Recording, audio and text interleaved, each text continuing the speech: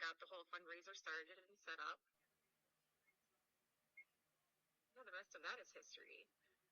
I also just want to say how proud I am of everybody and just showing what can happen if we tribe up, and if we stick together, and if we keep fighting back. Our future, our existence depends on standing up for ourselves and not backing down. We just have to keep on going. There's no other option. I mean, what else are we going to do? You can't be afraid of words. Don't be afraid of the people who are so fragile to a word. I'm going to cut that right there. That video is way long. Bro, can you hear me? Oh. I'm here saying, can you hear me? Can you hear me? So I doesn't even have the headphones on. Yeah, like, you know, like, if you ever see me, this is a setup. Cause remember, I have the VAC on, right? The virtual audio cable. Oh, shit. It's the only virtual audio cable? Yeah, that's the only way we'll communicate with my, with the setup and all of that. Oh, shit. Yeah, no, okay, sure. I get what you're saying. Yeah. Yeah, fam. Yeah. You hear fucking that from the predator herself, dog. The super predator her fucking self, dog. You know what I'm saying? Like, like I said before, bro. I mean, it's foul as shit, but like, I don't blame her for doing it, bro. She just said it. No. She fucking found like-minded people, bro. And it goes to show you that, you know, as long as you keep it 100%, people are going to support that. Because there are people who are more than likely like-minded. They just needed a weekend. You know what I'm saying? So I'm not condoning it. She got her bread, or she's getting her bread. Clearly, she's getting her bread. I wonder what it's at right now. I'm sure it passed the mill. Last time I checked, it was like $7.85, bro. So if she ain't. The last time I heard, yeah, apparently, the owner of that crowdfunding platform said that he was going to hold on to the money unless something happened to her. So she can't just go and if there was she can't just cash out. There has to be a live threat to her life or whatever. And then she can then cash out the money to. But I could be wrong. I could be totally wrong about that. But I did hear there was one video that somebody said that. Well, that was just one video I heard. I mean, it makes sense if you think about it, though, because it does. It makes perfect sense, and I think that that's a perfect sort of middle ground to like, okay, it's not wrong for her to have people support her, especially based on what she wrote in the testimony, in the in the what I mean, in the profile, right? She said, "Look, I've been getting threats. The kids don't deserve this." Had the kids in the photo and everything, and then people started supporting her. I'm like, you can't wrong her for that. But at the same time, when you see the video of her disrespecting a kid like that and having absolutely no remorse, no reasonable bone in her body to be able to be like, yo, listen, I snapped, my bad. It's a kid, and I will apologize to the kid. And what there was none of that. I did eventually see that video. I eventually seen that video. It was crazy. You did see the video. Crazy, fam. Crazy work. It was crazy work. I mean, as a parent, I just wonder what she was going through that day. You know what I mean? To come, like, you gotta go. That's past intrusive thoughts, bro. Any good parent is gonna have an intrusive. Sorry, man, I got that shit. The intrusive thought. Right? Intrusive. You said it right. You said it right from the start. But I feel fucking weird. So either way, most of us are gonna have that. You know what I'm saying? I think for sure that, you know, like, there's that quote for the Joker. There's like, you know, we're literally just one bad day away from being the Joker, fam. You know, and maybe that was her Joker day. I'm not trying to justify it. Just as a parent, I wonder what it is that she was going through already, that she was already there, that she was willing to snap at anything, no matter how minuscule it was. You know what I'm saying? Like, and then to not consider it being a child, for her to be whatever in that time period, in that day, and then being like, I don't even give a fuck if this is a kid. I don't care. Like, you know what I'm saying? Yeah. Like, I don't care. Be interesting to see, but it doesn't matter. Like, you know what I'm saying? Like, again, there's a lot of fault in that video. Like we spoke before, where's the parents, bro? Like, if I still don't know. So there's still not. I still haven't seen these parents. and that's the kind of shit that make me think it's like some, you know how they say that CIA and FBI are allowed to conduct theater. That's that kind of shit, bro. Because it was just perfect. The guy is outside, fully taking in the wide shot of them both. Then, he squares in, locks in on her, camera's not fading. And, it's just, you know what I'm saying? I didn't really see anybody at the park, at least what they were shot. It was like a 1-2 people, but, that, I don't know, bro. There Either way, seemed to be a 1-2 people, but they weren't active in the situation for sure. And well, you you don't want to, would you would you think, want to be? Like, honestly, I think naturally you would be. Like, I think it just happens that way. Like, especially if you witness a woman talking to a kid that way, like usually people would chime in and be like, "Yeah, that was fucked up. What are you but he doing?" did, though. The guy, no, but just him. But I'm talking about the other people in the park. Why didn't they say? Why? I did find it a little odd that nobody else said Well, anything, or you I don't kind of know. like, that video where the Mayute slapped that little girl in her face. I Oh know you yeah, have, that was crazy, though, but it's well deserved. Like, you see what I'm saying? Like, I'm not like that dad bro. was just That was a death beyond reasonable, fam. Like, you know I'm you know sorry, you know how they're beefing in Palestine and all of them things. That was a Palestinian slap right there, fam. That was that was a that Hamas. that was I that hope was a it. Hamas, bro. The Hamas death. Hopefully, we don't. This doesn't get motherfucking demonetized or something Yeah, because we said whatever, bro. Hamas. Like, you know what I'm saying? But like, it was. I only say that because of, anyways. But like, it No, just but it seemed was like there just a was some. joke. But I It mean, was definitely a joke, still. But like, yeah, no, that yeah. shit right there, that was a dad talking for standing up for his youth, in my opinion, right? No, And and I'm all for that, but he could have just used his words, bro. no, no, no, he shouldn't have touched her, bro, because it He doesn't. shouldn't have touched her It, because imagine, listen, I don't, in my opinion, I don't care what my daughter did. If you box my kid like that, you gave you're my going to daughter be a viral box. a viral box at that, broski.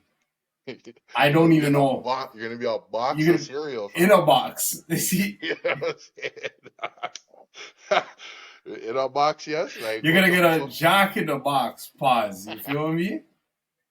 Jack in the box. You know what I'm saying, dog? Fucking right, dog. No, Yeah, so that one was just crazy. No, but he's crazy. You don't touch nobody, bro. Like, you you don't don't do touch a anything. little kid, a girl kid. What? Like, it wasn't even like it was a. If it was a boy kid, I think I would react a little bit. Even so, even that's crazy. Well, But look how, I like Cat Williams. You know what I'm saying? Like, yo, he tried to trouble a youth, and the youth got him. I think that's fair. Like, you know what I'm saying? Like, but yo, he was. That's crazy, by the way. The fact that I don't remember. There's what is this about? Cat Williams? do you remember he did? Remember when he got choked out by the youth years ago? No, You don't? no. You What? gotta look that up, dog. You gotta look that up, man. He went in.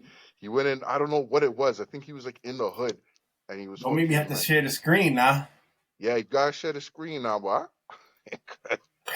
I just remember Go that ahead and video. share this here screen now. Let me get myself together now. No. Oh, okay, what would it be called? I know you're. Let me see if I can. Fucking Cat Williams. Cat Williams getting choked out by a kid. Cat Williams choked. I say chalked? No, that's That's how you. How the fuck you spell choke? Choke. Yeah. No, without the C. Yeah. Without the C. Choked out. Man chalked him. Chalked out. Chalked his ass out. Beat up. Cat Williams beat up by a teenager. Yeah, what? Wait, it's starting to bring back a memory now, but yo, watch how disrespectful YouTube is gonna be right now. Of course, there's gonna be a salty ad.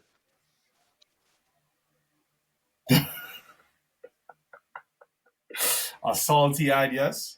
I think it's fair to say that Cat Williams is the most viral man of 2024 by far. You hear it too?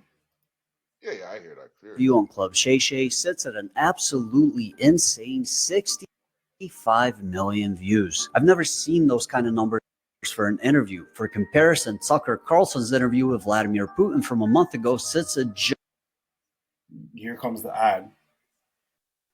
Or is it?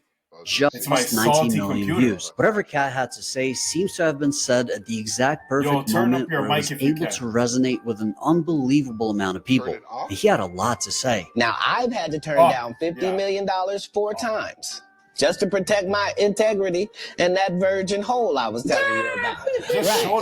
Because P. Diddy be wanting to party. And you gotta tell him no. But one thing that he said that stood out to me personally was this. I would have bust Cedric's stomach.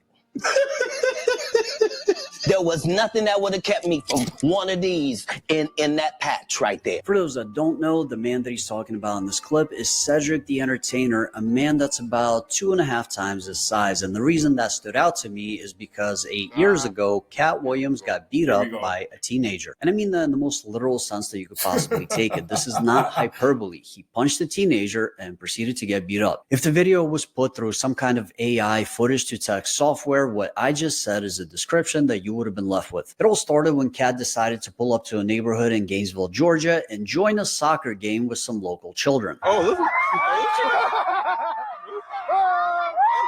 She got the skills. Cat Williams don't play. I'm wearing your shirt, by the way. Kyle Williams with the skills, though. Serious.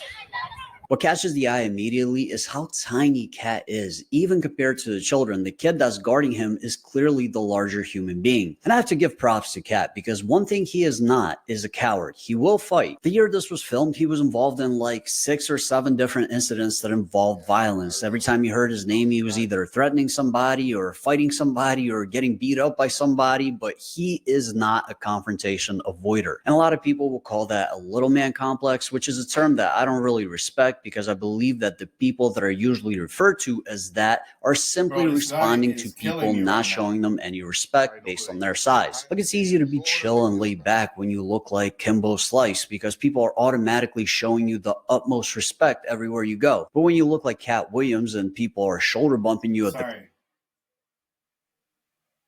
Do you see this one? Wait, hold on. Sorry. What? You didn't see that, did you? What? It's still on the same video, right? It's on. Sorry, guys. Holding their shoulder. Yeah. Okay. All right. I kind of got fed up with that. Well, yeah. Show me the fucking video, bro. I don't care. Yeah, show me the video. Show me the fucking video. Let me see, bro. So you can't just get it. Maybe. Go Yeah, let me see, bro. Let me just go to the videos, bro. It's like a 20-second clip, bro. I know, this is a minute and 21. 121. Okay, maybe 121 is not too bad, but bro. Well, Joe Rogan and them are gonna be talketh. So,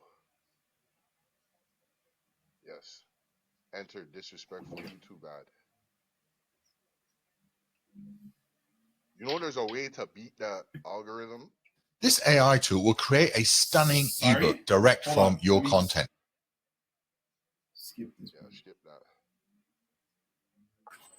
Cat Williams recently found himself in a brawl with a teenager. Actor-comedian Cat Williams has taken yet another L this year due to his extreme inability to keep his hands to himself.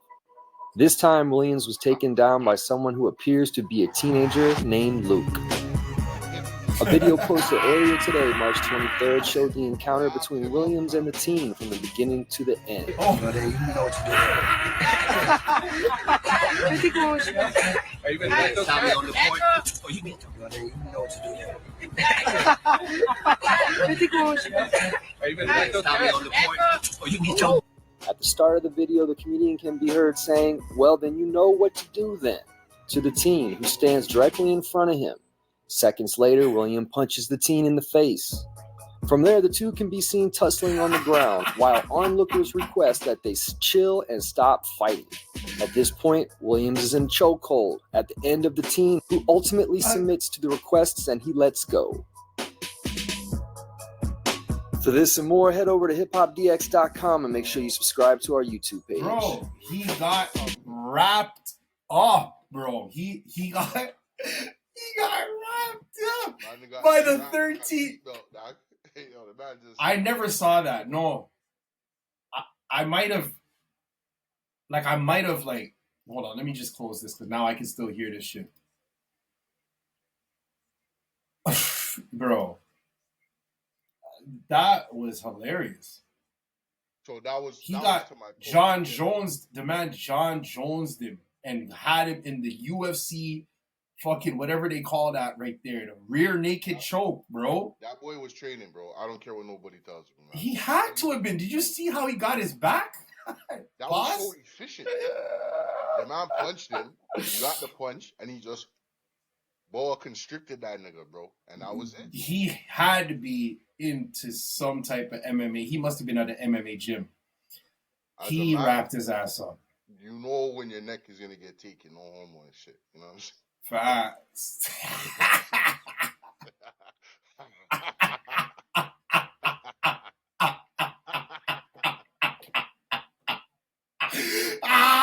Oh my god, bro! Don't you gotta be passing out in this chair, bro.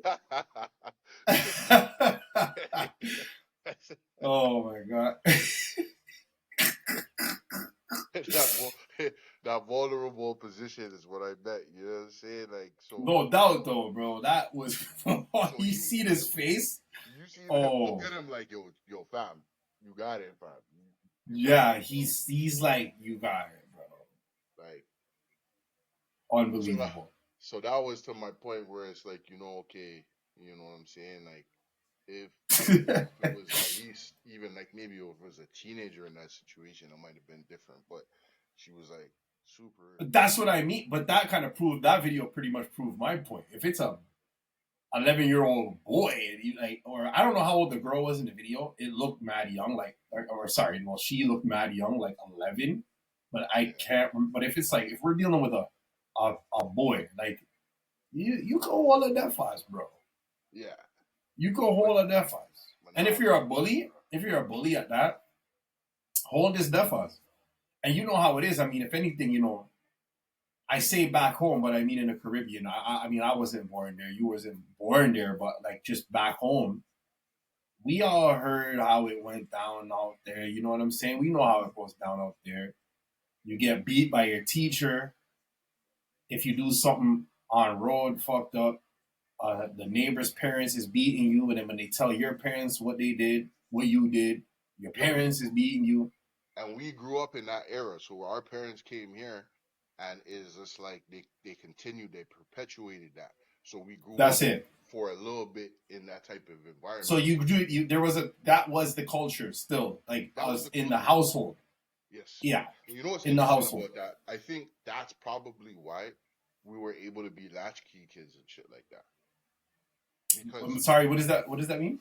A latchkey kid is like a kid who goes to and fro to school by themselves. They have a key by themselves. Oh, yeah. You know what I'm saying? And I'm saying like, if you really bag it, like, yo, we were able to go onto the bus. Like, I was taking the bus in elementary school, like certain places. We had people, right. We had the school bus there, but every once in a while, if you were late for the school bus, you knew what, take the bus. You had the bus tickets, and you were there. And 9 times out of 10, the bus was full of kids. TTC, I'm talking. You know what I'm saying? Yeah. and it was like that. So, but again, even those times, if you really bag it, like, yo, you knew the bus driver. You were coming to the bus driver almost every day, knew you. So he was making sure that you got off at your stop, like, you know what I'm saying? And Yeah. better. The neighborhood watch thing, like, was an actual thing. It was active at that time. It Right. doesn't seem as active of a thing nowadays. No. I mean, the only reason why I said that is because I just seen the neighborhood watch up in the area. And it's funny because it's like everybody in the neighborhood watch where? What, on your Ring camera? That's the neighborhood watch? Yeah, what is that? You Like, know I what I'm don't saying? see nobody patrolling or whatever. Maybe there is, but it doesn't seem like that much of an active thing anymore. And Yes, maybe it is that because content. of the technology and shit. Right. Well, yeah, I think Um, like we were just to the point is like we're a little bit more advanced in regards to street smarts and stuff like that, and so dealing with a parent was like you are dealing with your parents, an adult figure you were taught with that was just ultimate respect. That's it. You know what I'm saying? that's it. There's parameters. You're not getting close to a car. You're not, if, somebody sends for you at school or it's come to pick you up, usually have like a safe word or some shit like that. But those were the parameters. Outside of that, you're free to roam, you know what I'm saying? And I think that, when you, as a youth, you're dealing with an older person, you have to be much more tactical in how you move, especially, you know what I mean? So I don't feel like that happened as much. So like now these kids don't give a fuck. Like, yo, you're not my parents, bro. I don't give a fuck Yeah. about you and won't talk to you. You're not gonna talk to me any type of way at all. And I'm willing to scrap behind it or worse, And it's just like it's funny. Anyways, Yeah. fucking it's been it's another episode of the Brothers Grill. You here with your boy AK. You're here with your boy Dub, man. You know what I'm saying? That's a crazy cold intro, you know what I'm saying? Fuck. No Cold doubt. death. You know what I'm saying? But how you week been, family? Man, I'm keeping up. I hear you, dog. Same Doing thing. my thing. Same fucking thing, bro. You know what I'm saying? Yeah. Fucking any more development in that Shannon Sharp thing? No, man, that's the funny thing. I haven't heard anything else about that, man. I have not heard anything about that. I haven't heard anything about Uncle Shannon still. I haven't heard an update, but it looks like he's still doing shows, bro. It looks like the pod is still live and direct. If anything, you're gonna get more viewers now. You know? Damn, you froze, bro. Make sure you have a stable internet. I can't even hear you and all of that. Just this way. Give it a minute. Closer to the internet connection. Yo. Hello?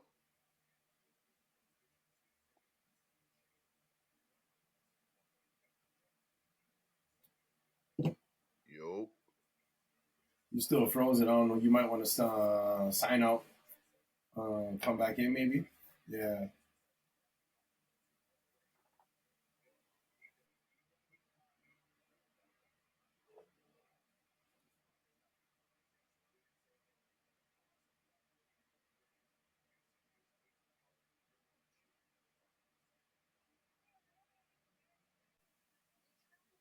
Yo, hello?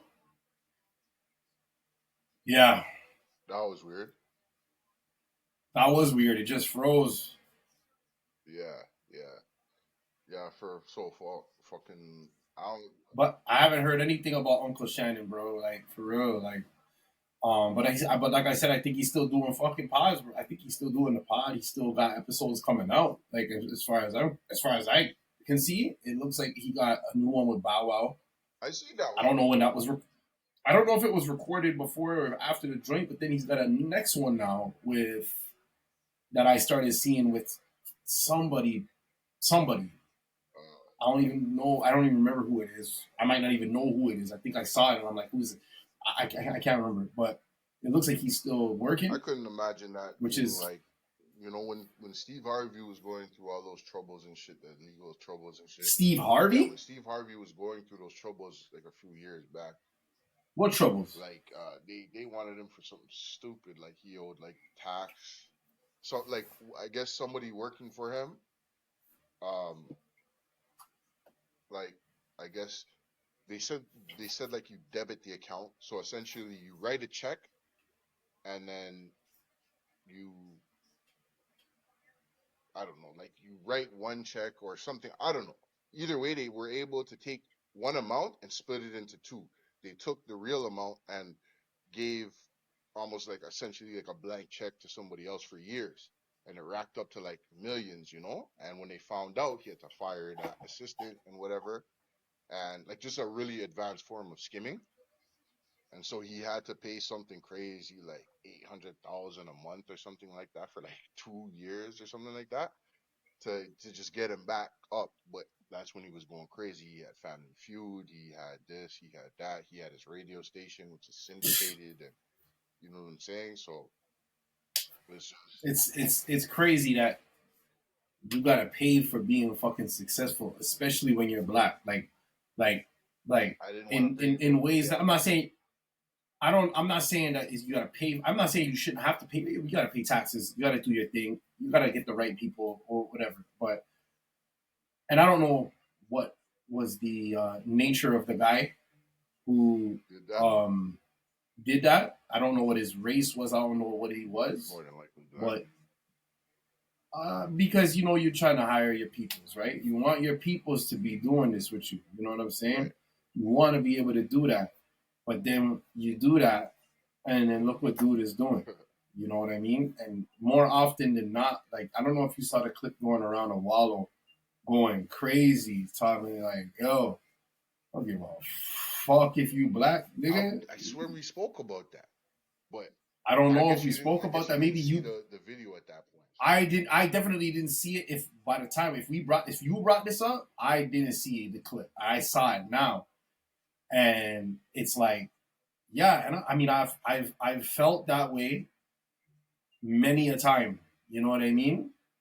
And for a long time, like there's just always been sort of like what? That's my stance. It's not about you being black. I'm not gonna put you on just because you're black. I'm not doing that. It's about what credentials do you bring to the table that make you trustworthy enough to do business with you. You know what I'm saying? Yeah. So me, I'm looking at the shit like, bro, yeah, I agree with that. And I'm looking at it like, yeah, bro, like a lot of the time it's black people. Bro, listen, I went for a long walk this morning, bro. Right. And where I live, you know what I'm saying? It's by the lake, right? And I've lived now in 2 different areas in the GTA that were by the lake. Unrelated, but I just figured I would just throw this in there, that there's usually more white people concentrated. There were more white people concentrated in those areas for some reason. Right. And to be honest, when you think about it, and anybody who knows the GTA enough, you'll kind of gather that seems to be a trend. You go to Burlington, there's quite a bit of a white population, because you got Brampton where it used to be whiter than it is now, but it's Indian and black now, right? And then you got Mississauga where it's there's pretty much everybody, but there's a lot of Polish community. There's a lot of black people in Mississauga as well. There's Asian people, whatever, right? There's pretty much everything, but not as much just regular white people, whatever. Anyway, I say that to say that where I live, again, happens to have a little bit more concentrated of white people. You know what I mean? The YT people. You feel me? And you know what I'm saying? And you see them out there in their cycling groups and all that. You see that. You're going to see that. The cycling groups, the walking, the speed walking groups, the fucking, all of that. Like, the all of that. Whatever you could think of, fishing, out there fishing. Like, all of that. You know what I mean? And I'm not saying that you don't see black people doing that, but normally, and especially in those groups, the other day there was a marathon out this bitch, bro. And there was a mix of people, but I would say it was mostly white, bro, like doing that, whatever this marathon, whatever this group of people running was. Right. And for the first time today, I seen a big dirty group of black people out there morning, anti-meridian, like we was saying, out there morning. Right. A big dirty group. I'm talking like 30 people out there running, encouraging people. I almost cried, bro. I'm not even capping, bro. I almost cried, bro. Like that's how nice it was. I'm like, why can't we do this? We can't get in a group and run. And once you start doing stuff like that, you build bonds that, are, like sort of facilitate for the kind of relationship that maybe you can transition into businesses and doing stuff together. And I'm not saying that no black people do this, right? I mean, obviously, even it proves that even this morning we can at least, do things like this. I want to see more of it, but we could do things like this, bro. And I was almost in a good mind to go and say, yo, how do I join in this? But I was about to say that, bro. You know what I'm saying? But I just kept it kosher or whatever. I kept it cool. But you know what I'm saying? Like I was thinking about, damn, bro. Yeah. But I wanted to. I said, you know what? Let me just enjoy this from this right here. Let me enjoy this from where I'm sitting. It was beautiful, bro. It was beautiful. I was walking the dog. They were talking about the dog. These beautiful black women came up. Oh, she's so cute, the dog and everything like that. Oh, bro, it's beautiful, bro. We talk about this all the time, bro. You know what I'm saying? I like that. How I love that. I love my people, bro. You know what I'm saying? And I want to see more of that type of shit. And it's possible. We just gotta break the little habits and whatnot. You know what I'm saying? And just gotta do. I'm not saying that we gotta do what white people be doing, but let's maybe if we can, if there's something there, we should be using it. It doesn't matter if it's white people doing it or not. If there's something there, we should be doing it too. I always wonder if there's something to benefit. If there's something to benefit from it, right? We shouldn't be letting the fact that that's what I mean, you know how it is, especially in our era growing up. You know what I'm saying? But you're playing hockey. But you're doing this. But you're doing that. But you want to go snowboarding. Yeah. But you want to like all that. Like on our day, it was like that. I mean, now it's different. I don't think it's like that. It's different now. But you see black skateboarders and shit like that. It was not. When you think about it, it was not super long ago. It was. You know what I'm saying? So, and I'm liking where it's going, but it's not solidified. It's still not in the. No, it's not as solidified and as unified as it could be. I agree. The first time I seen an all black crew and all black damn near staff was when I went to work in the South. And then I was seeing black electrician crews like 10 deep. Then I'm seeing the HVAC crew, all black. And it's one of them ones where it's like, yo, you had the old grandpa there and all the youngins are with him, fam. And, he's coming to the site and he's regulating the program. And I was seeing them, you know what I'm saying? And I'm like, yo, that's the shit, bro. Like, yo, when I went to the South, bro, no doubt, I loved it, bro. Like, to see, I love it. You're seeing niggas, bro. You're seeing black people, like, in like, man, beautiful, bro. Like, you know what I'm saying? You're not really seeing white people, and it's not even an issue. It's just because I'm from Canada, and when I was down there, you're seeing black people, and I'm like, wow, I'm coming out the store, and they're not looking at, like, you're invisible, fam, because you're in amongst a sea of your own people. It's crazy, bro. Hey, man, that right there, what you just said, that definitely hits different, bro, because, like you just said, we being in Canada, it's not necessarily like that. Yeah, there's mad black people here, but not necessarily like when you go to certain parts of the state. You go to like somewhere like New Orleans or whatever. Like, I'm pretty sure at some point they said there was what, New Orleans was like 60% black, something like that. Like, bro, like I think I heard something like that. Like, you ain't sticking out over there, bro. And I love that. I love that. Not until you open your mouth. Then they're like, shit. Well, I can't remember what their accent be like, but like, you know what I'm saying? Yeah. Hey, where you from, Wally? What's up, my baby? Hey, where you from, baby? Yeah. Yo, man, that's crazy. Like, you know, like the unity has always been our issue, bro. Like, you know what I'm saying, as a people. And, you know, we've always, especially on this channel, we always come back to that. That's always something that is a concurrent conversation, because it's like, it's like, how do you create that? But I think it's just as simple as, like you said, you know, you start with one, you know, and you build it out. You build it outwards, you know, and then you get a group of like 20 people and shit, and then you're like, oh, cool. You know what I'm saying? So like, that's something right there. Love Exactly, that shit, bro. Like, that's crazy to me, man. Like, that we don't see it more. You know what I mean? And yeah, it really is. And obviously, you know, being from Canada, you know, we talk about this a lot. We see the Indian people, right? Like, and I don't know if I said this on a pod yet, but bro, I've gotten a chance to work closer with them now, you know, where I work at, and you know, that's not a myth or something. You know what I mean? Like, they do that, right? They do that. They look out for each other. Like, everybody's there. I'll never forget. A lot of the truck drivers are Indian here. So we got a shipment in. These guys are pretty much getting these jobs in droves, man. Like, they have been for the last few years or whatnot. Yeah. And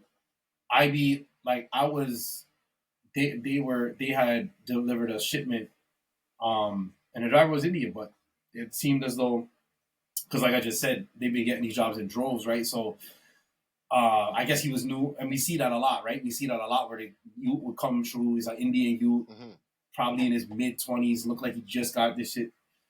You know what I'm saying? Maybe he was driving back home, but it's different over there than it is here. So he's trying to back into the shipping dock, and it's taking him eons to fucking back this truck up. And obviously, like where I'm at, like it's a little bit difficult to navigate because we work on vehicles, and when the vehicles are done, both when they're done and when they're about to be coming into the shop to get done. So parking space is an issue. You know what I mean? And so there's vehicles a lot of the times in the yard. We got to move them. And he'll be like, "Oh, just move that one, and we're good." Okay. And we do that, and it's not good. And it's still, he's taking 20 minutes, half an hour to back this thing in. And I'll never forget the one time where this was happening, and we got a pretty decent, like, healthy amount of Indian people working at one of the buildings. And well, when I tell you, every last one of them came out.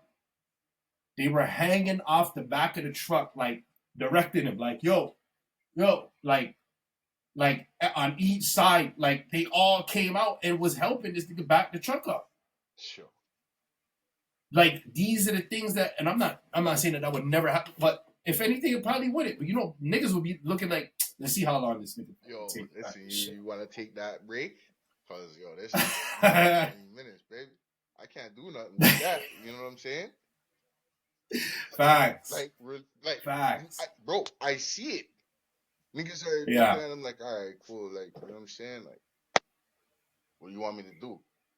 You on your own, bro. You're on your own. Because we have this CYA mentality out here, which is cover your ass, and it's 100% driven into you. So if, you know, I'll give you an example. One time I was working at this one company. Now I'm doing panel wiring, but every once in a while I accept a shipment, right? This is why my hesitance comes from shipping, right? So, long story short, the shipment comes in, right? It's on the truck, not a big 18-wheeler. It's one of them big box trucks, like, you know what I'm saying?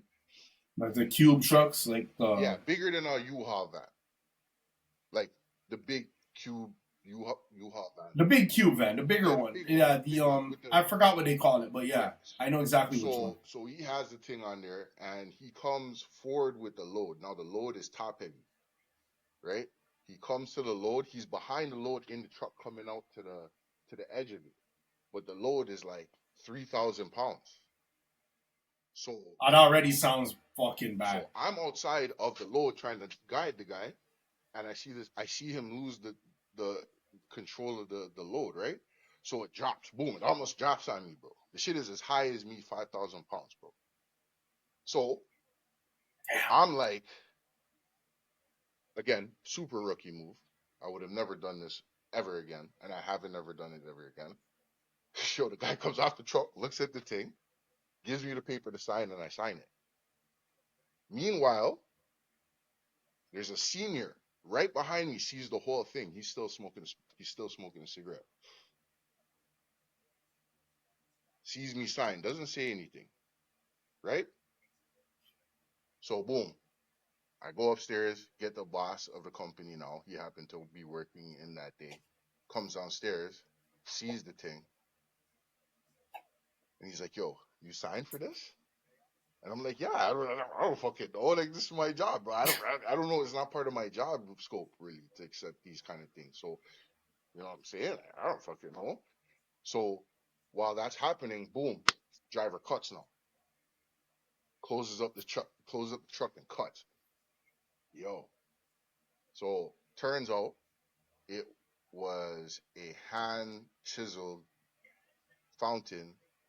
stone fountain from Italy. And it cracked all the way down through. Oh my gosh. Right? And they're Italian, so he had got it for his dad, which also was, in and around the company. Me, like a dumbass, I signed for the fucking thing, you know what I mean? Thinking like, yo, they'll figure it out, you know what I mean? Under duress, this thing almost falls on me. So long story short, I get into the fucking office now. He's like, "Yo, listen, man, we're gonna have to let you go." I'm like, "What?" I'm like, "Let me go? Why?" He's like, "If anything, it's not that your wiring is bad. If anything, that decision was poor. We have machines that are like $80,000. So what happens the next time an idiot drops a fucking piece off or something that you signed for? That's now ours."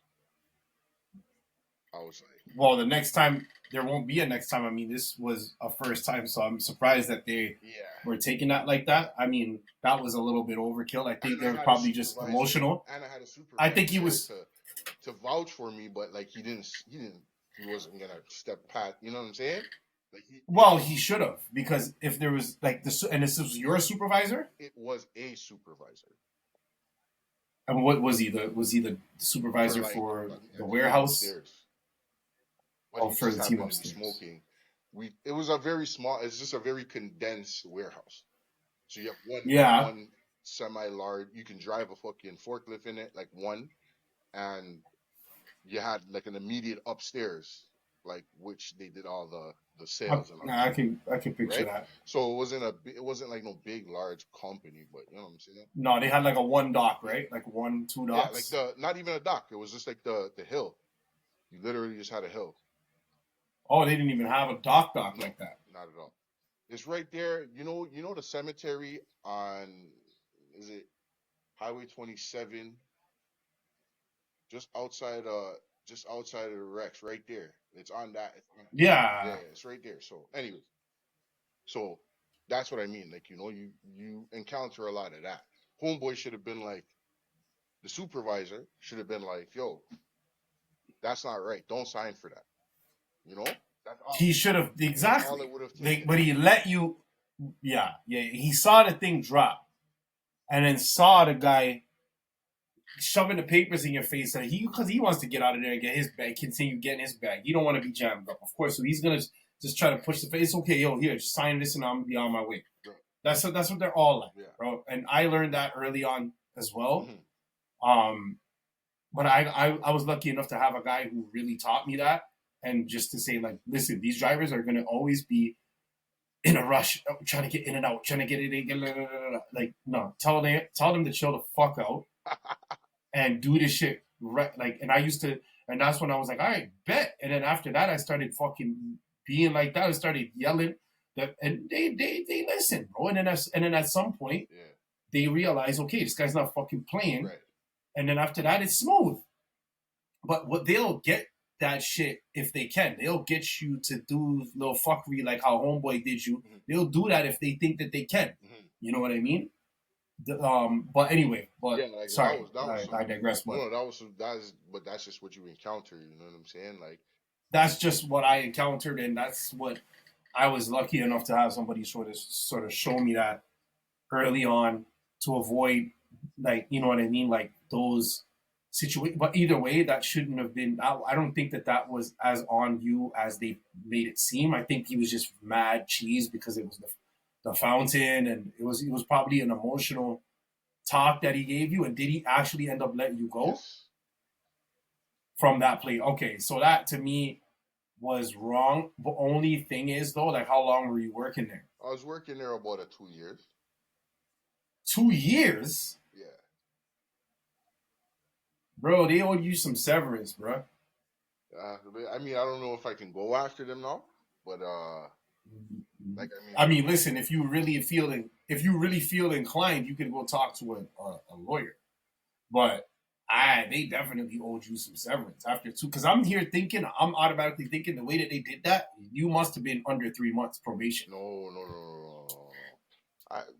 But you actually been there. That's not right at all. Yeah.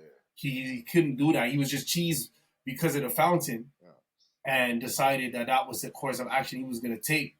And a lot of the time, and see, these people, they know, because over the years they do this to people, and they realize that people don't know their rights. That's it. You understand what I'm saying? I didn't. So they keep doing shit like this. So he already knew, wow, I know what I'm going to do because I'm pissed right now. I already know I'm going to fire this. Yeah. You know what I'm saying? Because he's done it before. So they owe you something. I don't give a fuck, bro. Like, especially for the fact that at the end of the day, I don't really think that shipping, receiving was, I don't know if necessarily shipping, receiving was in your job description like that.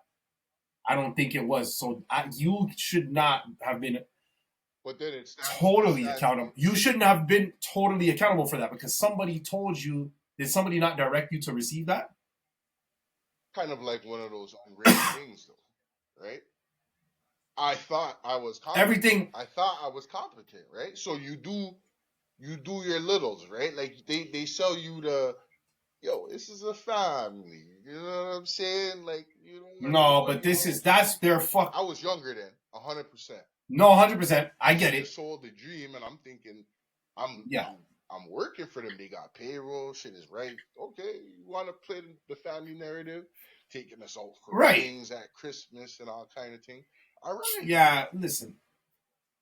I get it. I do get it. But that's the thing that falls short about those smaller family businesses. It's not about you. Is that it's not, and they think it's like, well, okay, this is what we do. So you come here, you work, and you're just gonna adopt our style, and you're gonna there needs to be formal training. There needs to be job delegation correctly delegated to proper people. 100%. Somebody who is not trained on a certain thing should not be touching that thing unless they know what they're doing for real.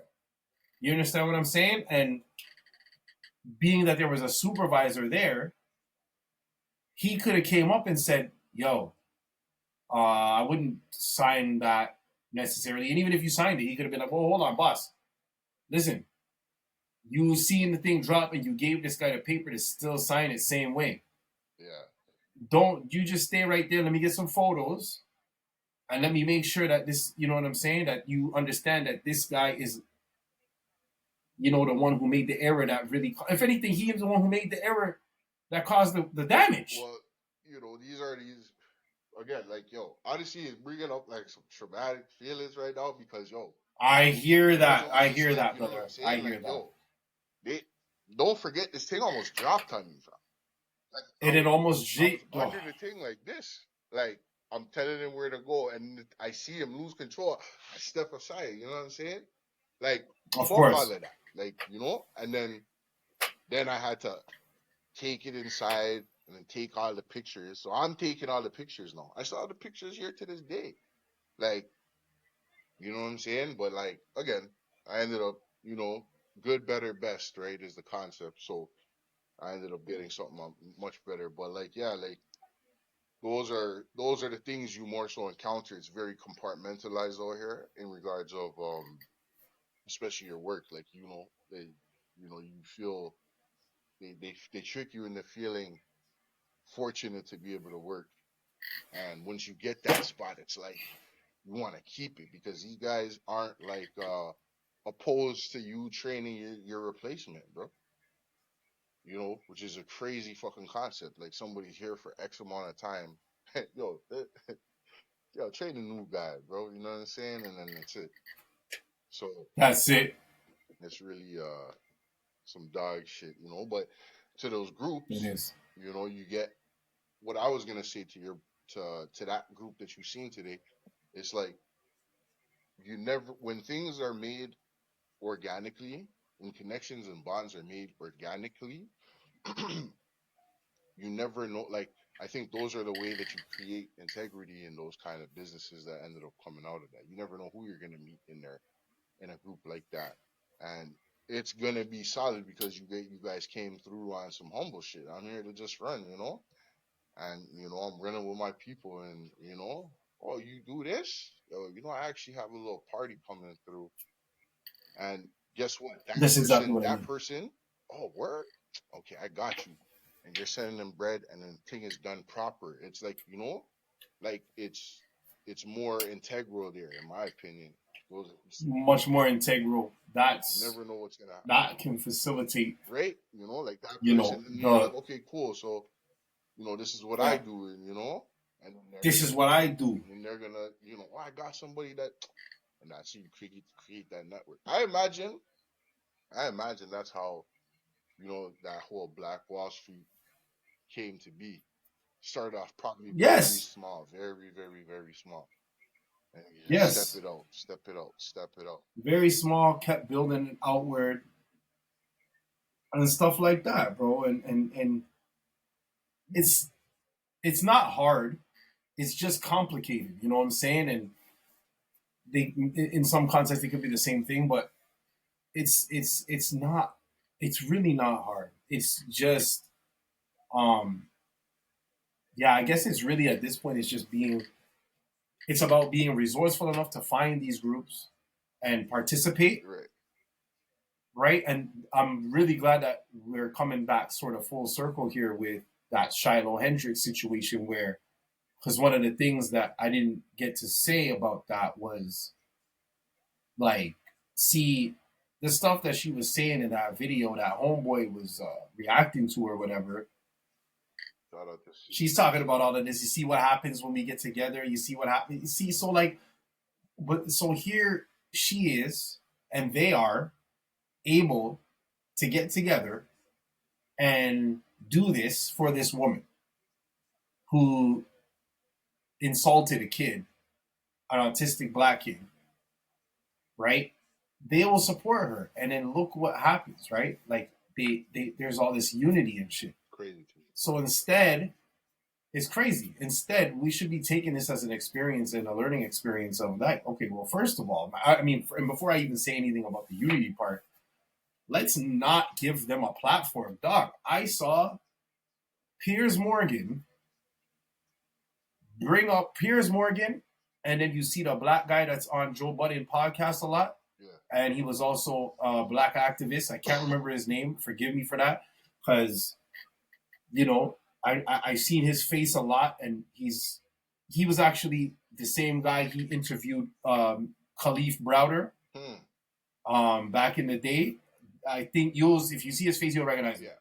So him, Piers Morgan, then they had a racist ass white chick, and they had Myron Gaines on there too. And Myron Gaines was pretty much on there defending the white side, if anything. And I'm sitting here, and then the white girl is like literally just going off. Like, I wish I could. I might have to pull that bitch up right now, bro. But it's just like I don't have the clips ready because it's probably a long interview, and then there's probably shorter clips or whatnot. But basically, this chick was just saying the most things that will just rage bait you. Yeah. Essentially, and it's like, why are you giving these people a platform, and they're trying to like get through to her, like. You know you're a bad person, right? And she's just like, and she's loving it. You can tell she's just eating it up, and she's keeping a straight face, but you can tell she's eating it up, bro. And she's like, yeah, I'm getting you guys fucking mad. Yo, you think you're gonna tell me that you think I don't know that or whatever. I don't know what she thinks, but to me, it's just rage bait, bro. Mm-hmm. It's rage bait, and they're taking it. And it disappoints me to see, especially a brother like that, who's, his face is always out there in the black community and all of that, and he's trying to do good, and I understand what you're trying to do, brother, but you gotta stop giving these types of people a platform because you know what they're gonna do with it. Just stop. Don't entertain them. You want to take a video of Shiloh Hendrix insulted and moving like that? Go ahead, bro. You want to post it even? Go ahead, bro. But let's not react to it, Let's watch it and be like, oh, ain't nothing new. We do this. Supposed to be surprised. Damn, you froze again. I'm froze? Damn, you froze again. Yo. If you can still hear me, you froze again. So you might as well just come out and come back in, bro. I don't know what's going on, bro.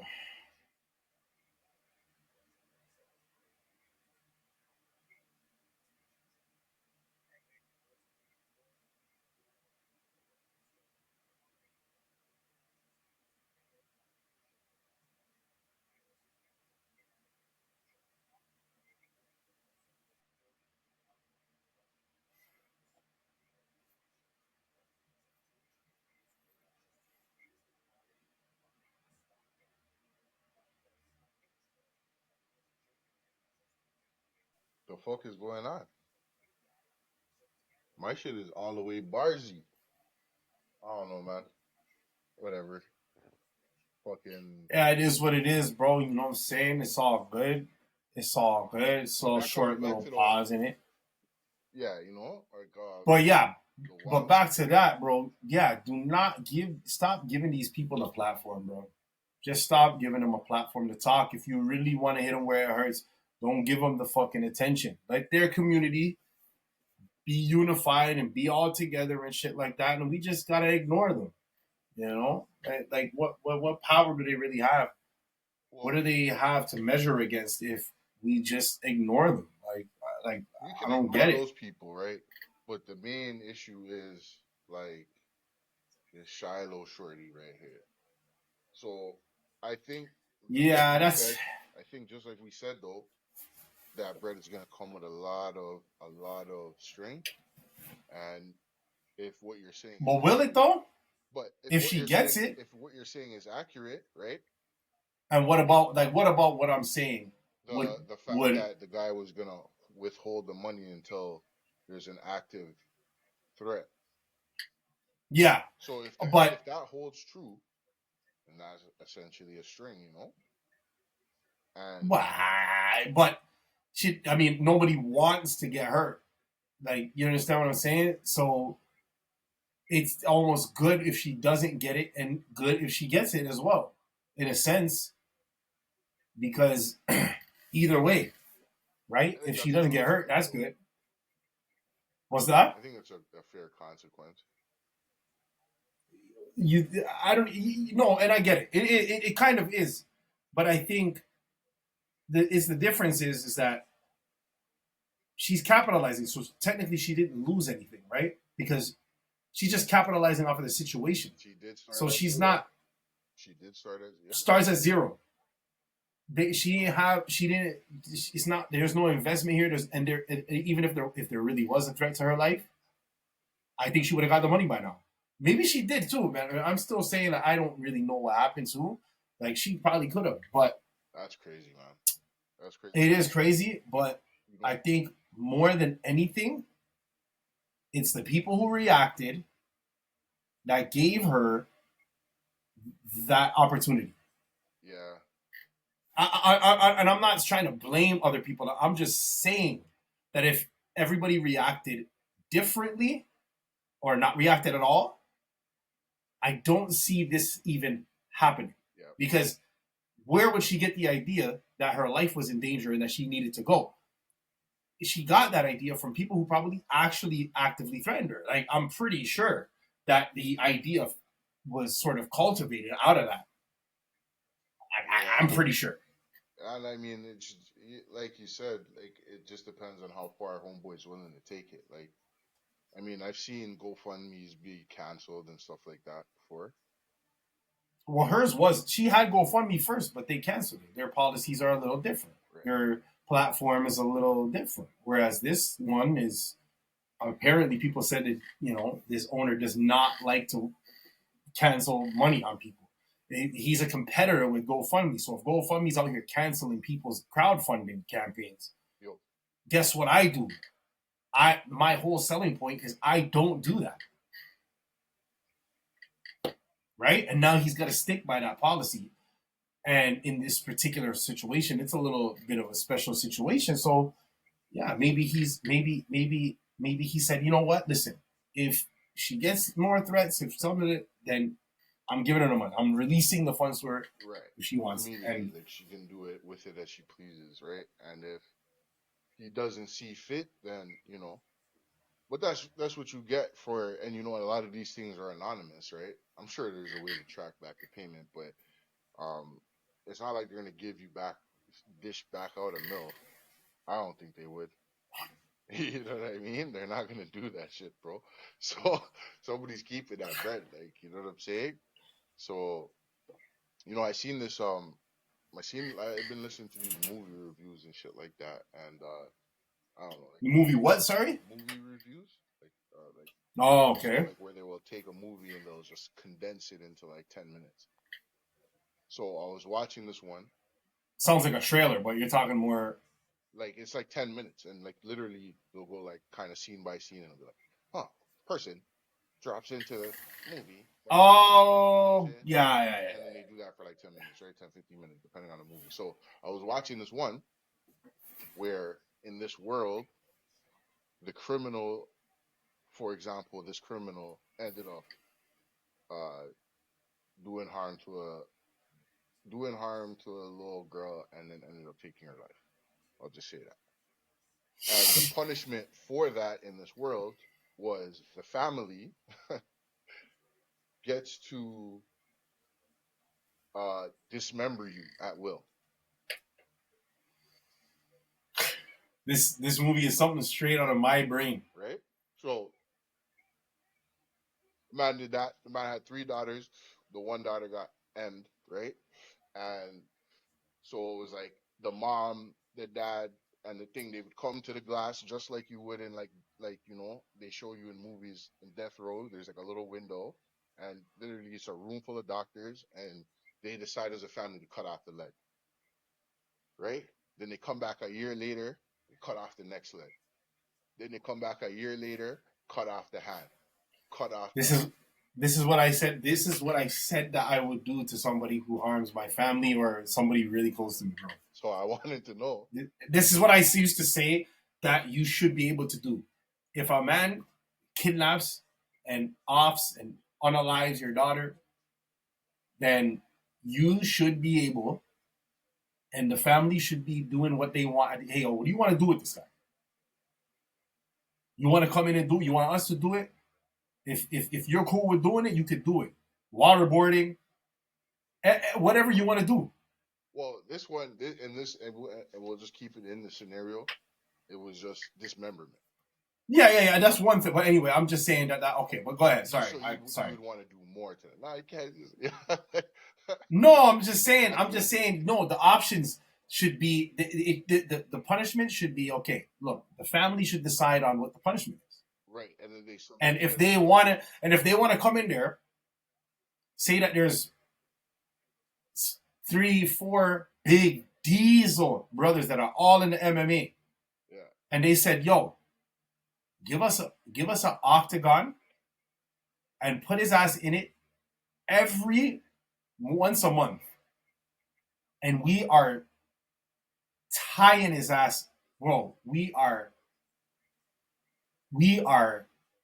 bro, I don't even know the word. We are liquefying this motherfucker, bro. Right. Every month, once a month, he gets the ass beaten of his fucking life, bro. But anyway, sorry, go ahead. It wouldn't be enough, man. Like, I think, so, in the story, what ends up happening is, I think he gets him to, after they cut off all of his appendages, they cut off his manhood and thing like that, you know what I'm saying? And at the end, it's like, let's say 4 of them start, then 3, then 2, and at the end, it's just the pops, right?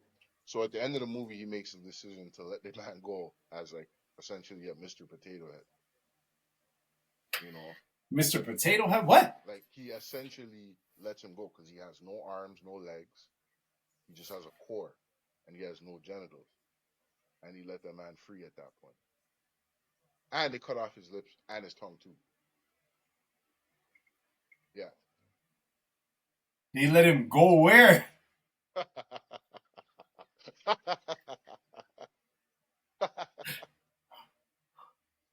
Where? Like, where is he going?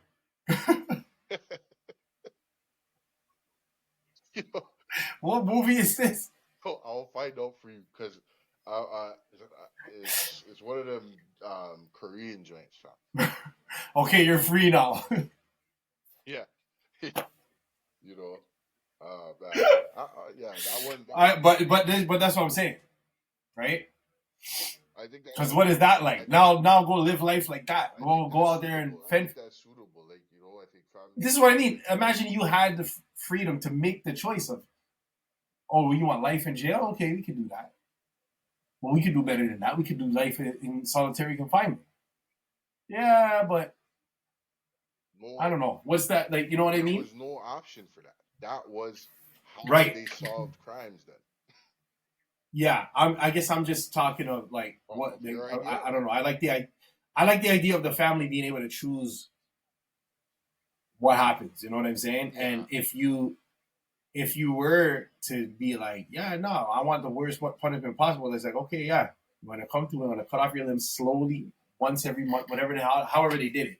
I don't know if they did it all at once or what, but we're gonna do that, and then we're gonna let you go and go out there and grind it out. You ain't getting the free jail meals and none of that. No, we decide that we would like you to be released because we know that you can't do nobody nothing else now. Right. And I kind of like that as the concept. It's like, you know, even though the man I do, yeah. Towards the end, I'll definitely send you that link. But yeah, that I always think that's fair, bro. Like, you know what I'm saying? You're gonna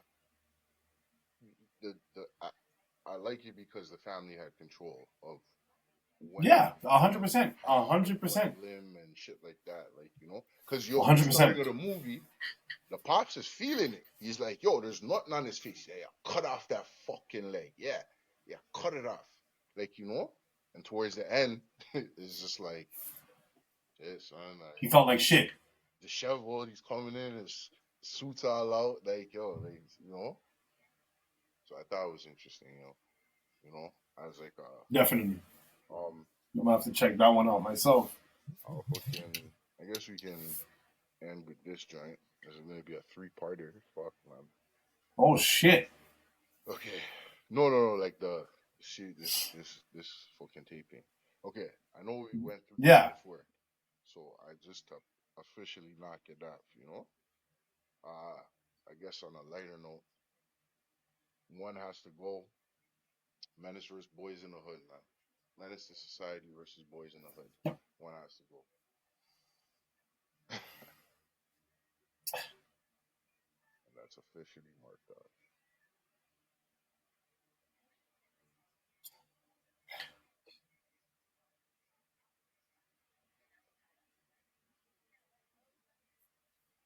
I'm gonna go with Menace. Menace to keep Menace. To keep Menace. Boyz in the Hood to go. But yeah, they said that like Boyz in the Hood is like Boyz in the Hood is the clean version. Like is what happened after. Yeah. Yeah, so Menace happened Fair. after Boyz in the Hood. You know? This is like Boyz in the Hood to me is like your regular day in Los Angeles, whereas Menace, it went a little bit deeper than that. I mean, it was obviously that shit happens over there too, but I think the storyline was a little bit more intimate and more, you know, yeah, Menace akin to a real narrative, like a real story. Yes, Boyz in the Whereas Hood, Boyz in the Hood was, I think, was more relatable to more people because it was probably more like that. You knew somebody like that was happening. It seemed like that was it, you know. And I like it's more gritty and like Boyz in the Hood is like very hopeful, like you know, like it's you know they've got that they got Lawrence Fishburne in there and Cuba Gooding Jr. with all he's got the good pops. He's got right? like you know yeah. You have your mom and your dad. Yeah, they're not together. You have your mom and your dad. Yeah. Yo, fucking Samuel L. dropped somebody in like one of the first scenes in that movie in Menace, bro. And like, you know, I think I definitely think that Boyz in the Hood would have to go. Although the message is much more positive in Boyz in the Hood, Menace. It is. Menace is. It can be considered that, but I think both messages were pretty powerful. Oh, they're obviously, you know what I mean. It's not and in a lot of the same ways, right? It's just that, like you said, right? Kane didn't get the opportunity that what was Trey? Trey. Yeah, it was Trey. All right. He didn't get the opportunity that Trey really got like that. You know what I mean? So, you know, he didn't get to see what it would be like. He was packing up, ready to go. Yo, that's insane. Just the whole storyline and then leading up to that. Beat up the dude. Go, like, for real. Like, you know? For real. The man went through. Bags packed. Yo, his dogs are like, yo, fam. And I think that's what happens more times. Like, yo, your dogs have to be the one to really show you, to give you that okay. You know, especially if you're deep in it, then, you know, his boys are like, yo, you better go with that girl, fam. Like, go, fam. Yeah. We're good over here. Like, yeah.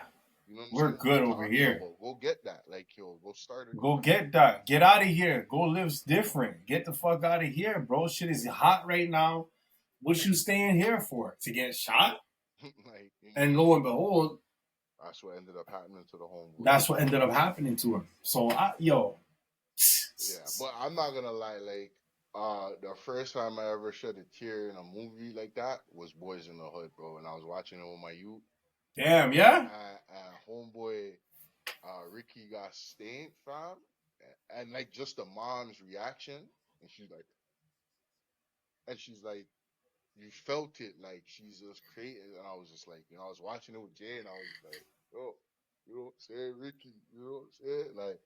Bro, they bring dude onto the sofa with the plastic on it and all of that. It was just so. It did hit, bro. That scene really did hit. Yeah. It hit hard. So it's like, I get it. That build up to that was very genius. I mean, John Singleton, if anything, right? Can't really go wrong with a John Singleton, right? So that shit was amazing how he had that build up of it. It made it so much more intense, and I will give Boyz in the Hood that it was a much more intense sort of conclusion or whatnot. Mm-hmm. Everything about the ending in Boyz in the Hood was absolutely profound. Right. Like it was prolific, more so, if anything, is the better word. It was, and then you see the speech at the end with Ice Cube, and then he walks away, it fades out, says he got killed 2 weeks later. Incredible.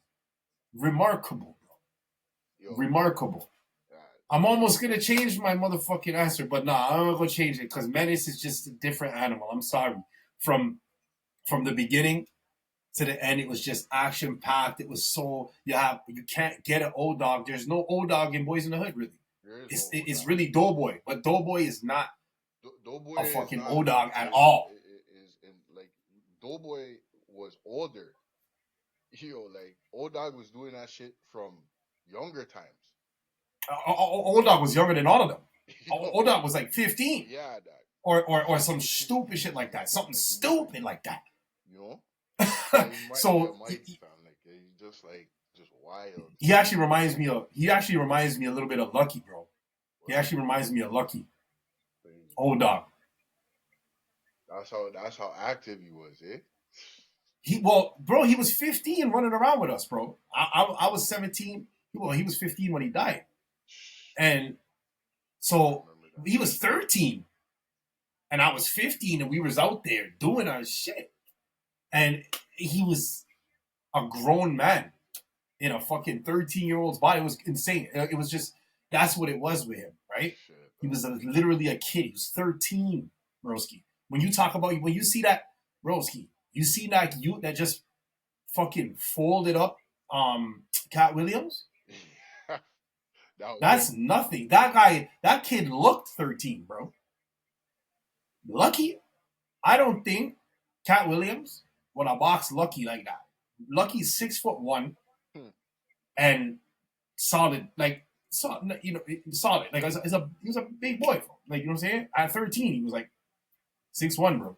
It's crazy. And I was 6'3". So we was out there looking monstrous, bro. But like, yeah, bro, it was crazy. He was really a grown man. We always said that too. How he was like 13 going on 24. Yeah. You know, and so when I see old dog, it always reminded me of him.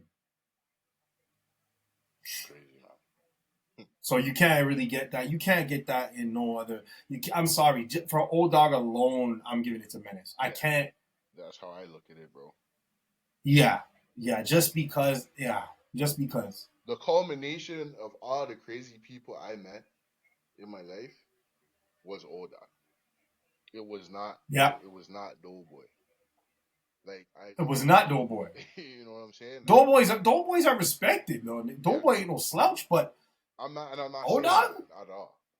Right, and I know you're not, but I'm just sort of just throwing that out there that nobody's shitting on Doughboy. Yeah. Doughboy's a real nigga. You know what I'm saying? But old dog, I don't give a fuck. I'll smoke everybody out here. Like, oh my god, bro.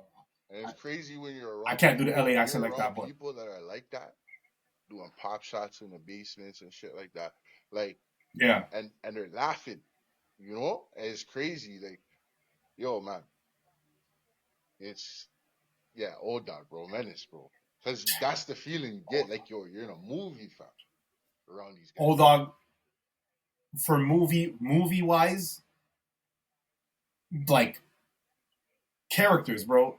They make movies, right? Mm-hmm. So cinematography and narrative, sort of like, you know, I might give it to Boyz n the Hood, but Menace has that character, has old dog. So it's like when you talk about like Doughboy is not going on a Mount Rushmore of gangster movies, a gangster villain, like gangster movie villains, like protagonists, like. He's not going up on I can't see Doughboy on anybody's Mount Rushmore for gangster movie protagonists. You know what I'm saying? Like, old dog might be on everybody's Mount Rushmore. I would say that old dog would have to be on a lot of people's. Bro. I don't know who would leave old dog out of any Mount Rushmore. It would be old dog. Yeah, we could even do the Mount Rushmore. We could do old dog. I think we did this before. Protagonist is what again? They moved the story. I think it's the antagonist. My bad. Antagonist, yeah. It's the antagonist. The protagonist would be Kane, even though he was more about the protagonist, right? He was more of the protagonist. He was the one he was obviously very heavily influenced by what was going on, but he even said in the car where they were going to go around and smoke those guys, he was like, yo, I'm not killing no kids. Like, I'm not killing no kids. And then he took on the role of, you know, stepfather for Ronnie's kid or whatever. And he was more, I would say that if there was a protagonist in the film, it was him, obviously, and more probably Ronnie and the baby pops.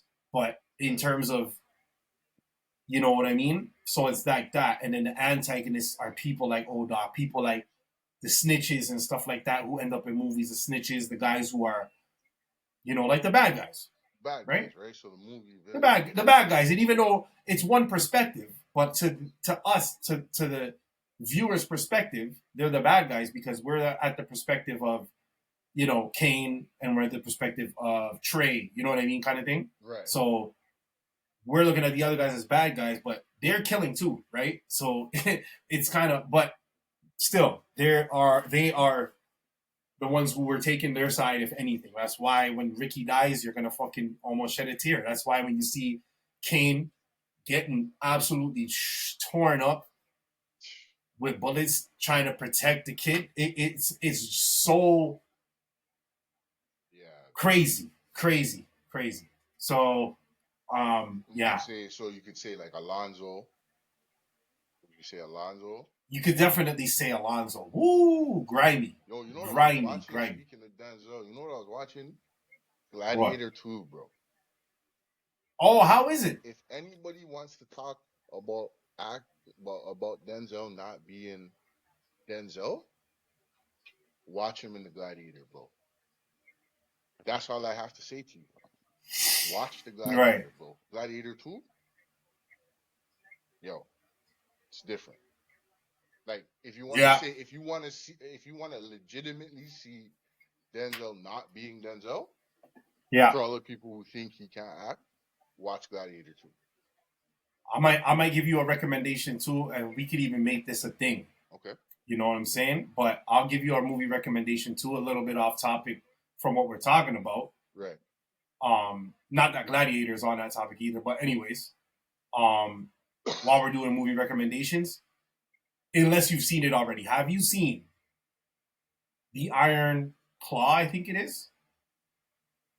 It's the one about the wrestler from back in the day. It's actually yes. The one with Zac Efron. Yes. And they have the big ass family. Yes. Did you see that? Of course I seen that, bro. Broski. That movie, I almost didn't even want. I think I didn't tell you about this movie because you're my brother. You know what I mean? Like I can't. I didn't even want to tell you because it's like I could not imagine. I have two brothers. The Von whatever family. I had to look it up after I watched the movie. The Von something family. Yes, it was in. Do you okay? And you know how I am about biopics, right? About what? Biopics, like biographies, like true stories. Yeah. Let me tell you something, bro. When I did because I do my research, I have to go and look at. Yeah. I have to do my little Wikipedia after the movie. I'm pretty sure you do it too, whatever. But I always have to do that. Sometimes I'll pause the movie and go and do the Wikipedia, bro. Like, what happened? And I'm like, I want to know what happened so that I can see it unfold in the movie. Sometimes I do that. Sometimes I pause it and then go and look it up so that I can see the true story unfold in the movie. Yeah. You know what I mean? Yeah. Just the same way, whereas when you know a story before you see the movie, it's a little bit more like, oh my God, you want to see how they're going to bring this to life, right? Mm-hmm. So when I did the Wikipedia, broski, there was so much death in that family. They left a brother out of the movie that died. You know that? Yeah. When I looked it up, yeah. Right? When you looked it up, did you see that, bro? They left a whole brother out of the movie. I'm looking it up right now. They left a whole person that died. It's not like they left the brother out that lived. They left out a whole brother, and he died too in real life, bro. It is. I like that. I like that. Wow. Not only was it real, but you seen that they were trying. It happens all the time, like where it's almost like the dad purposely went out of order in how he was supposed to push his stars. Like he had Zac Efron there. Nah, he put the youth that wasn't even ready for the thing. That wasn't even ready for it. He put him. It was like he couldn't. It's like he couldn't help himself. Yeah. It was very. It's disturbing when you look at the father, because it's as if he was fulfilling this destiny. It was just like he knew that this was gonna. It's very jarring. It's just very jarring. It's very. Yeah. It's very disturbing. And then it's very disturbing. I think he pushed 2 or 3 of the brothers ahead. If not 4, all of them. Yeah. I think it seemed as if it was all of them, bro. The one that wasn't even close to ready. And he just kept pushing. Man shot himself on a tree outside, fam. Palms. Oh gosh, that movie gives me. He wasn't, bro. Like, and you're better off watching that movie. I don't know when you're supposed to watch that movie, because when I watched it, it was not necessarily the right time. I can't remember if it was the right time or not, but I know that if it was not the right time, it will fuck you up, bro. It fucked me up. Eric brothers. Von Eric, even just saying the name, it gives me chills. Yeah. I cannot believe they were in that wrestling. story. That family was still in wrestling while I was watching wrestling. Like, it was just the time. I wouldn't say they were in. No, I don't think so. Yeah. No, I don't think so. No, they were. Listen, they were in. They've been in the shit when the young Ric Flair just started coming up, bro. We wasn't watching that when Ric Flair just started. I was wondering, like, no, because there was something I looked up, and like the timeline. Anyways, I'll look that shit up later. Yeah, I but that's what I'm saying. I looked at the timeline too. I don't think so, bro, because we didn't know. Like, did you know about these guys before? I didn't know about any of them. I know about Undertaker and Stone Cold, and you had Vader, you had Yokozuna, you had, like, I remember those guys. Those bro. Guys were anyway. But they were a little bit before. So, yeah, that was before our time, bro. That was before our time. Because we would have been watching it in the 90s, right? So, we would have been watching it in the 90s. No, we didn't watch them. We didn't grow up watching that. I swear. Okay, because I'm pretty sure one of these the Von Erichs announcer or something like that, or some shit like that. But yeah, I could be wrong. Fuck it, you know what I mean? But yeah, that's there was it was before our time. But like, still, it's just and it was just amazing, and then they had the young Ric Flair in the movie. It was just so. That movie is absolutely remarkable. That is Matt, for me, you cannot write the stuff that happens in real. You just can't make that kind of stuff up. You can't make that kind of stuff up.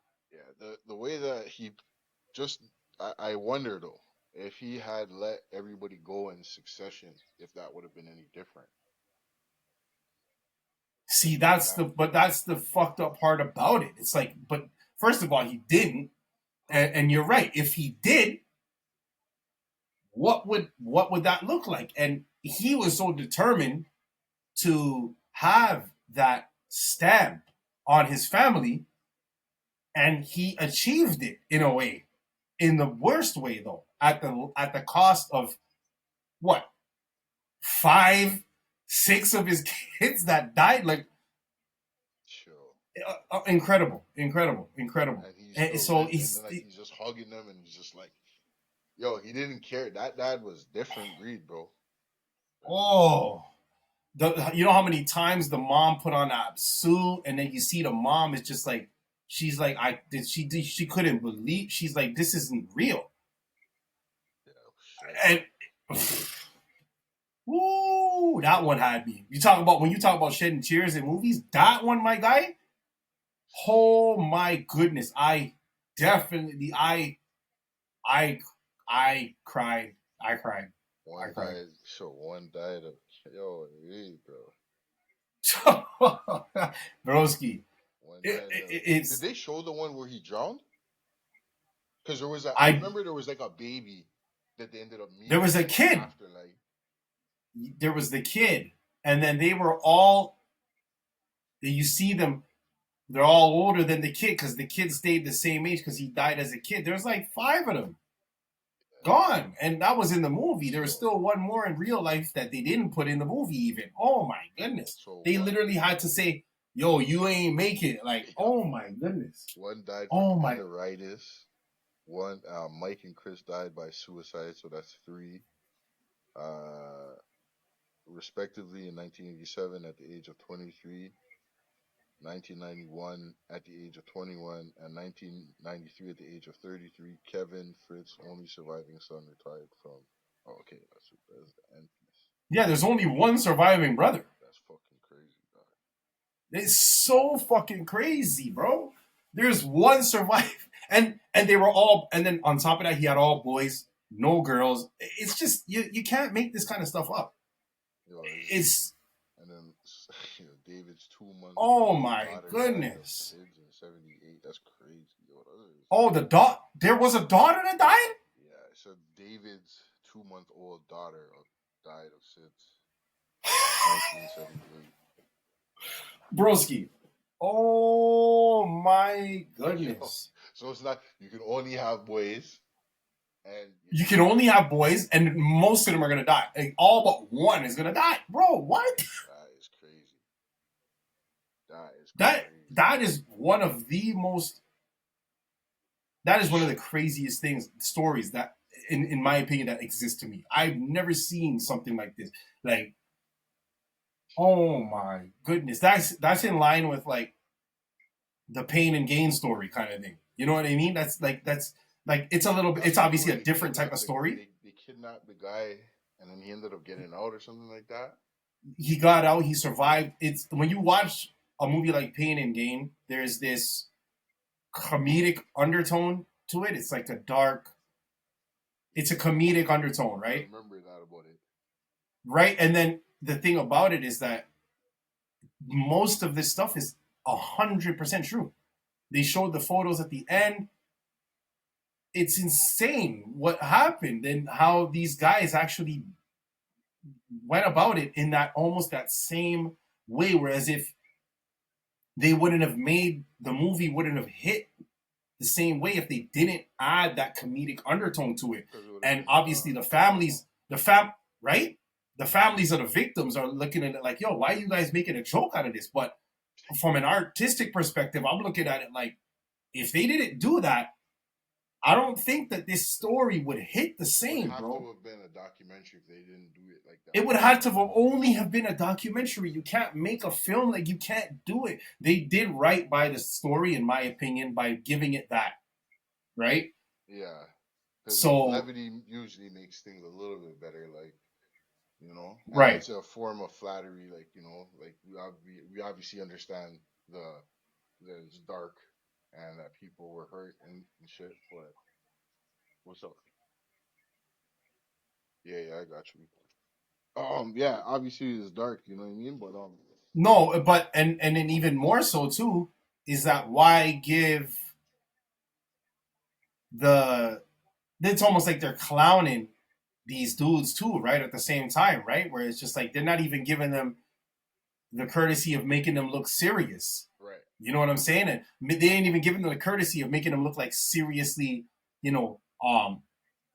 smart-minded criminals, right? They gave him the straight up, these guys are losers, stupid losers that did stupid things, which and essentially is actually true.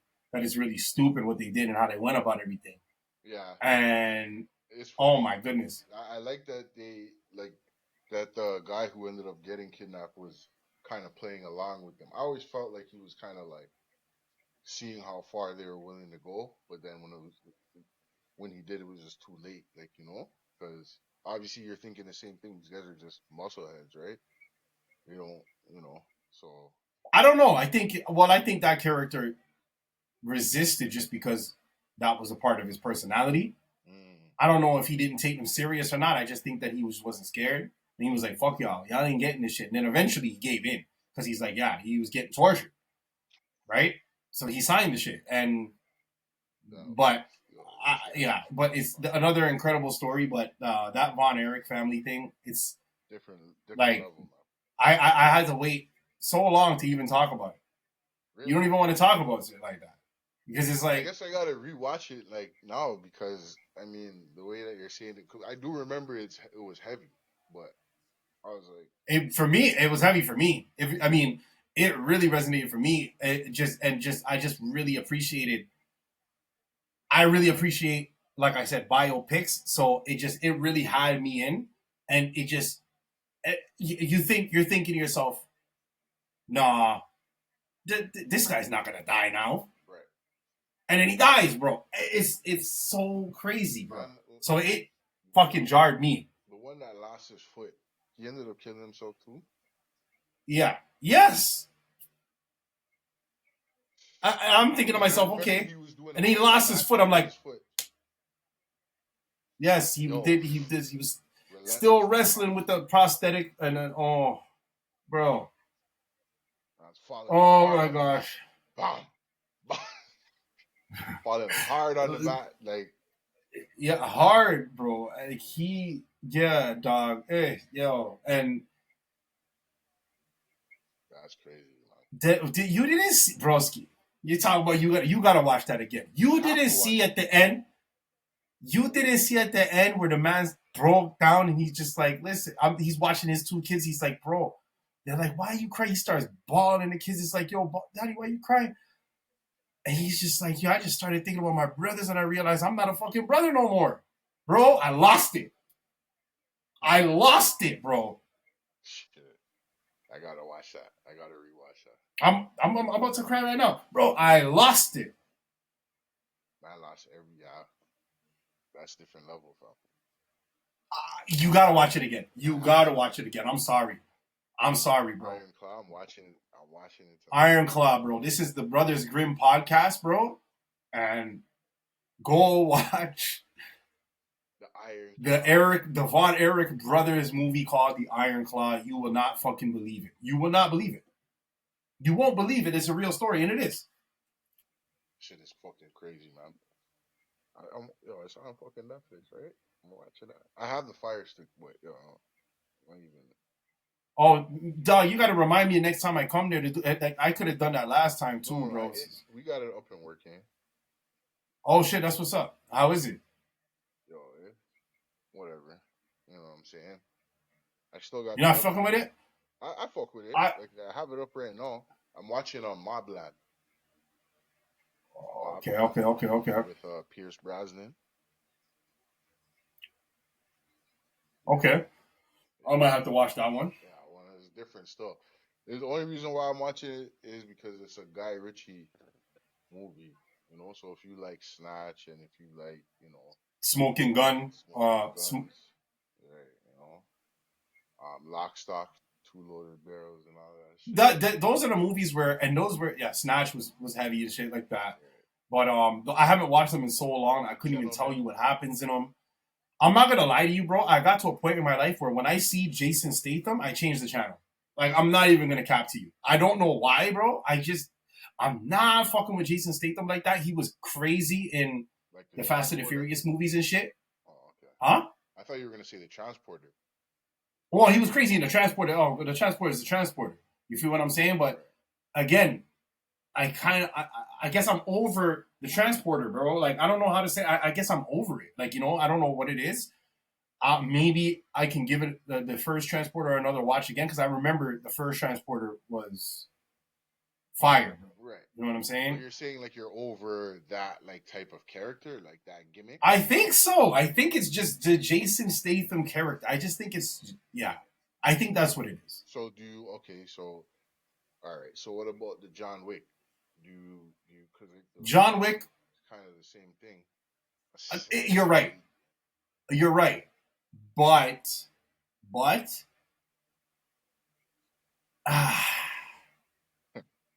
I kind of. I'm kind of over the John Wick too. I'm not gonna lie. Now that I think about it, yeah, you're right. They're pretty much the same, and I'm not really giving up. Like, if I see John Wick, I could change it. Like, you know what I'm saying? Especially if it's not John Wick 1.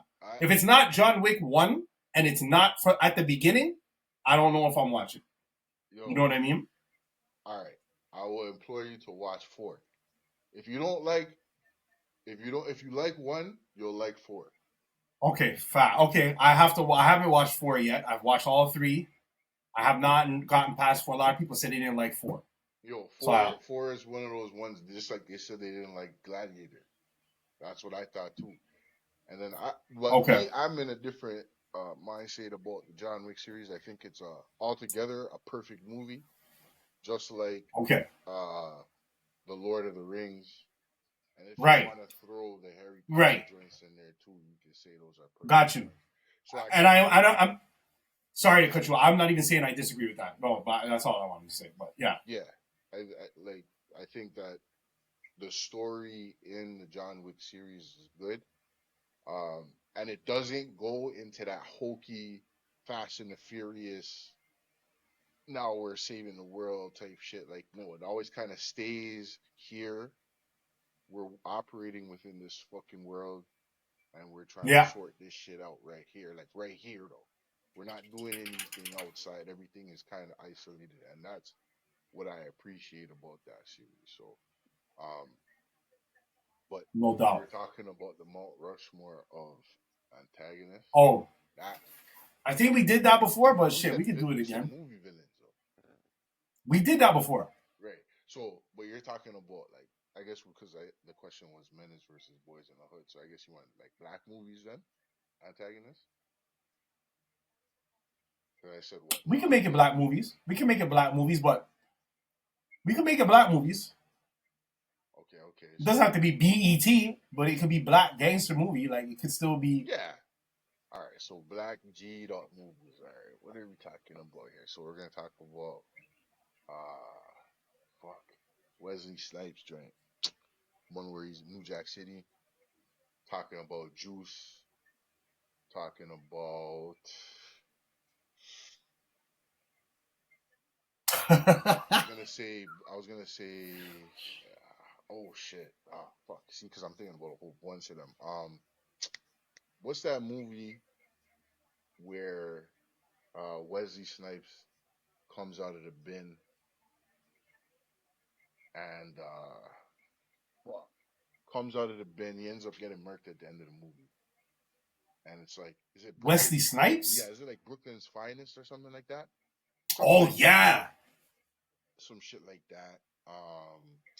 So who's the one in that? Who's the villain in that movie? That you're talking about him or? Essentially, yeah. I guess he's not because black antagonist, right? I gotta remember that one. I'm just vaguely thinking. Okay, so okay, O-Dog for sure. Yeah. I'm gonna say Lonzo for sure. I was just thinking about Dead Presidents. Oh yeah. Right. I was just thinking about Dead Presidents. That's a black movie for sure. But who would be the villain in that? Dead Presidents. Who's in that again? That's O-Dog.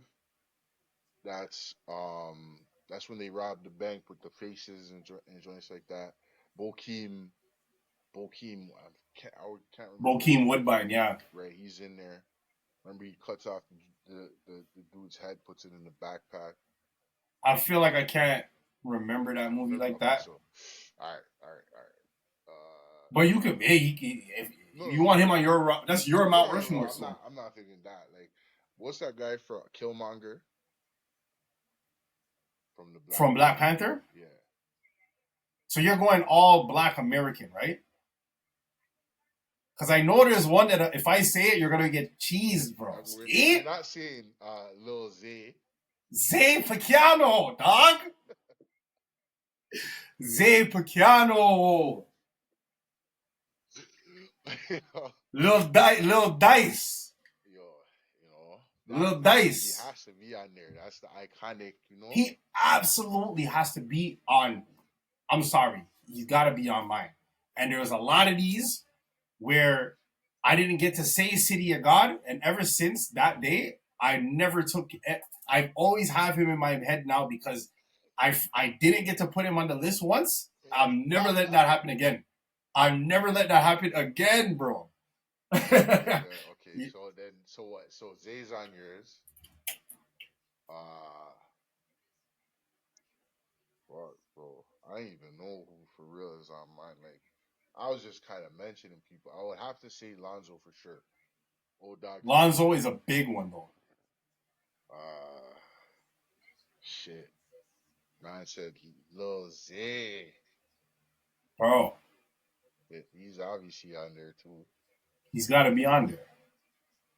If I can find anybody better, I will recreate the list without the other two. Well, actually, no. Old Dog would have to stay. Old Dog's got to stay. Honestly, I think I got it just because of off of what you said about Alonzo. I mean, broski. What are we talking about? We're talking about Old Dog, Bishop, Alonzo, and Lil Zay, fam. How is Bishop? Man said Bishop. Juice? Yeah, but you said Juice before, so you kind of reminded me of that. I ain't gonna cap. Juice. Fucking yeah. That is your Mount Rushmore of black antagonists, right there, bro. So Pac, Old Dog, Bishop, Old Dog, Lil Zay, and Lonzo. And Alonzo. I could rock with that. Like that, if that's not a Mount Rushmore, imagine you got those guys in one room, like one movie. Like that would be a crazy. These guys will be like DC villains, bro. Like they'll be like insane. What would be a movie that they would all encompass? That's a good question. What a movie that they would all encompass? That is, that's because we said okay. So you said Old Dog, so it has to be those characters. Yeah. In the movie, and if you got them in one. Yeah. Okay. So sure. Old Dog, Bishop, Lonzo, and Lil Zay. Yo, that would be a crazy fucking flick. Yeah, it would be like. I don't think it would be. It could be some kind of like robbery movie because those are. Well, it could be like. So it starts in Brazil. Okay. Lil Zay, he escapes. He doesn't get killed. He actually lives. He escapes, and somehow he's got a plug that gets him his documents that he needs. Right. He gets to the States now. He's still young. He's like what? Like when he grew up, he was maybe still 18, maybe or some bullshit like that. Yeah, I could be wrong. Maybe 20, 21 or something. Maybe in his 20s. He was older than. But whatever. He gets out. He goes to the States now. Starts speaking English, whatever. Who knows what part of the States? Let's say New York. That's when. Okay. Well, now I have to be in the South. So he probably comes in on. Why? He probably comes in on the Miami side of the game. Okay, the Miami side. That's fair. So let's say he goes to the Miami side. That's fair. He goes to the Miami side. Right? Shit. Lonzo. It would have to be. Lonzo took a little vacation down to MIA. Instead, let's say he got the money. He got the money. Pays off the Russians. So now he flies with his little Spanish fly, right? He works that shit out back in the hood. He goes and draws for his little Spanish fly. They go to MIA. Yes. They go to MIA. You know this nigga a hothead. You know what I'm saying? You know this nigga's a hothead. So, you know what I'm saying? He's probably getting into something. And you know, he's at a bar or something like that. And that's where he bucks Lil Zay. You know what I'm saying? Lil Zay's probably coming in because he black. So you probably get in with any kind of crew down there. They see that he's a wild nigga, like, you know what I'm saying? Well, they know they can see it. Yeah, he's all wild. They can see it, bro. He's probably out there.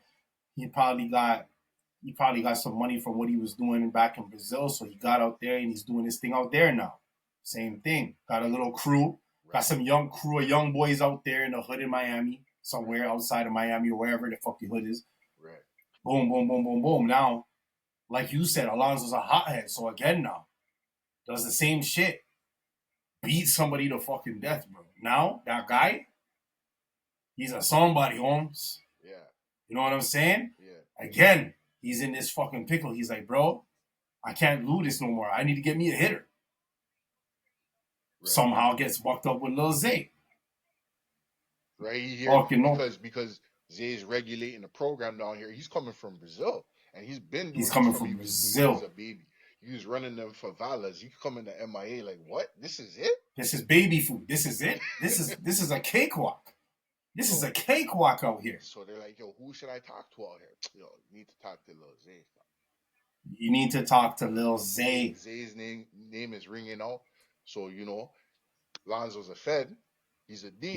Right? No homo. So he sourced it out. Probably he sourced it out. 2 contacts out there. You know what I'm saying? So let's say that. So now we got 2 of the 4 in the movie now. We got 2 of the 4 of them down there now. So how do we get Bishop and Old Dog? Well, it's almost kind of easy, isn't it? Because they're both in situations in the movie where they probably should have got the fuck out there. I mean, Old Dog had no business chilling in the fucking hood like that. He got away with what he got away with. He's like, I gotta get out of LA. I gotta get out of LA. In this alternate universe, Kane actually got out too. You know what I'm saying? So Kane's in Kansas. So Kane's in where did he go? Atlanta, I think. I think they were going to Georgia. I thought it was Georgia. I thought it was Atlanta, or it could have been Kansas. But let's just say whatever. Let's say it's Kansas. He's in Kansas. Right. Old Dog's checking up on him like, yo, man, when you coming back to the hood, bro? Shit, I ain't never coming back, cuz. Like, whoa, bro, what you on, cuz? I ain't never coming back. Right. You know what I'm saying? Dead homies. I ain't coming back, cuz. Dead homies. Yeah. And then Old Dog's just like, bro, what the fuck am my stupid ass doing here, bro? Let me get my bitch ass out of here and go to Miami. Get the heat off my shit. Go do his little carjacking, does his little thing, gets his little bread. Mm-hmm. And he says, hey, yo, bro. Hey, yo, cuz. I'm about to go out there to Miami, bro. On my way back, I'm gonna holler at you. You know what I'm saying? I'm gonna go out there in Miami, see if I can get some work done out there, see if I can get set up out there. Right. Bishop, similar thing, I was right? Gonna say if he goes to AT, never mind. Go ahead. Sorry. So Bishop, I hear you though, but it would be like, especially in them times, I feel like going on Place Miami might have been lucrative for everybody, anyways. So that's the next spot. It's all good. And obviously the timelines, they're all in the spots. And actually, to be honest, the timelines don't match up. It probably should have started with Bishop and O-Dog both going out to Miami already because of their shit. They've been out there doing their thing. Because of the fact that those movies, because the movies are after, like Alonzo's movies after the boy Menace and so, right? It has to start. It has to start with Bishop and O-Dog. Yeah. Okay. Chronologically, would have to start. So they get out of their situations, and those times, like the hub is really LA. You know, I don't think ATL was that heavy back then. But no, it wasn't. But Miami probably was. Yes. So they're just like, okay, so yeah, I got out this little situation. Let's say Bishop falls and he catches himself on a lower level. He catches himself on a lower level. He gets injured. And he still has to drop a little 10, 15 feet. He still has to drop. Leg, but he gets out of there. Or even better, he drops into a fucking garbage can. Right. I don't know how tall that building was, but it was crazy. It looked tall as shit. But maybe we were wrong. Maybe it wasn't as tall as we thought it was all these times in the movie. Right. It wasn't that tall. He fell into a garbage can, and he thought he was gone. And he falls into the garbage can. He's like, bro, I can't believe I'm alive, bro. And what he escapes. He gets out. And what we heard was him closing the garbage. The bin closed. That was what we heard, really. Right. That was what we heard. So, I mean, obviously that shit sounded like a body hitting the floor, but whatever. We're going to say this is obviously an alternate universe where, no, that was not what happened. He actually survives. Has this epiphany because he thought he was dead, and escapes. He goes straight to Grand Central Station, and he just gets on that train, and he's just gone. He don't even know where he's going yet, bro. Don't even know where he's going yet. Wakes up, he's on his way down to the south. He's stopping places, trying to see if he can get himself a little job. Maybe gets a little job, right? A real legit job. Maybe gets a little bread. Maybe gets himself a little apartment somewhere, in Florida. Maybe it is in Miami. You know what I'm saying? Right? Soon after that, O-Dog does a similar thing. They link up. They are now the plugs in Miami, bro. These guys are they're the guys now here in Miami. Yeah, because you got two hot-headed niggas. Yeah. They respect each other because they're both crazy. Right. So it works for them, right? So they've been running the program out there. They've been running the program out there. Then Lil Zay would have to come in. No, Lonzo would have to come first because chronologically, Training Day was before City of God was, I think, 2003 or 5, and Training Day was like 99. Well, okay.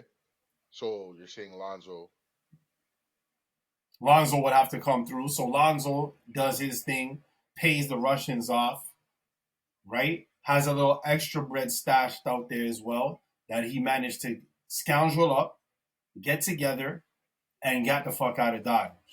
You know what I'm saying? Oh, they're only, okay, you're still right, but they're only within a year of each other. 2001 when, and so, 2002. Okay, bet. Sure. Either way. Yeah, right? So either way, though, it's still better for the story. It doesn't even matter. Like, even if there was 2 years, even if City God was first, we just put Lil Zay first. But in this, and actually, no. The City of God takes place before all of that. Realistically, it does. It does in real time. It does. Right. So really, it would have to be Lil Zay first. Like the movie when the actual film came out, but yeah. So Lil Zay would have to be the first guy that goes there. So then Lil Zay would have to be the first guy. So Lil Zay is basically at this time, Lil Zay and Alonzo are going to be around the same age technically. You know what I'm saying?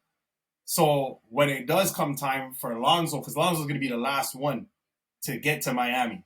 Right. Alonzo's going to be the last one to get to Miami. He gets to Miami. And same deal. He paid the Russians off. He's got a little bread. He's got his wifey's cousin who lives in Miami. She's putting him up. She's harboring him, right? She has a baby pops who puts him on game. Like, yo, he's plugged in. I know you need to get back on your feet. You need to put in some work. Yeah. Dude go. He puts in his work. You know what I'm saying? And to be honest with you, being that he gets away with this back in LA, it's crazy. Right, and he gets away with it. And here's the thing: if he gets away with it, it's his word against this Jake dude or whatever. So Jake is gonna go back to he did this, he did that, but he's gonna have the PCP in his blood, so nobody's gonna listen to him. So he's uncredible now. Discredit. He's not credible now. So essentially, he doesn't need to necessarily lose his badge over none of this shit. He could have kept his badge, but he probably went out to Miami, maybe transferred to the police department out there to get the heat off. So he could even have done that. But still, same story. He links up with because even deeper than that. That's part of the deal that he made with Jake. He's like, yo, you fucked me up. You jam me up with the PCP. Yeah, all right. Take whatever bread you got, but you got to get a transfer. Or I'm blowing this whole shit up.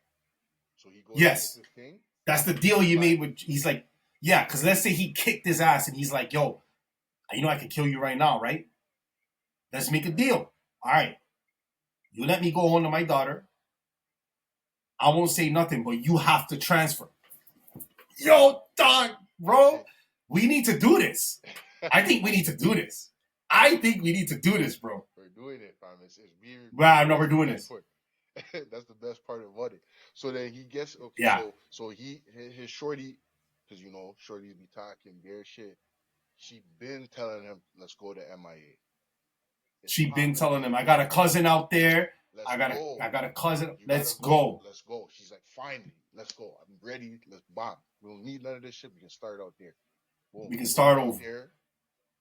Meanwhile, Lil Zay is already booked with not Lonzo. Old Dog, they're running their thing. You know, they're good over there. And so Bishop and Old Dog. So Bishop and Old Dog are doing their thing. And technically, we can even go a step further and, yo, this is like, that's Old Dog's uncle or some shit because it is LA after all. Like, he is coming from LA. So technically, he could be like, yeah, I do got a cousin out there too, actually. I got a little nephew out there. Might have to see what he's on. Right? That's my little cousin. All right, that's my little nephew or whatever, yeah. I'm going to go check him, you know what I'm saying? I'm going to go check him, see what's popping, whatever. So he gets to the police department over there. He sets up with the same thing, the sister, to get on their feet. You know what I'm saying? To get on their feet, they stand with the sister or the cousin or whoever is over there. You know, he's got the baby pops or whatever, but the baby pops don't even need to necessarily be involved, but he could probably get involved. He's probably going to put the baby cousin or the baby pops on. You know what I'm saying? Because he's already got his...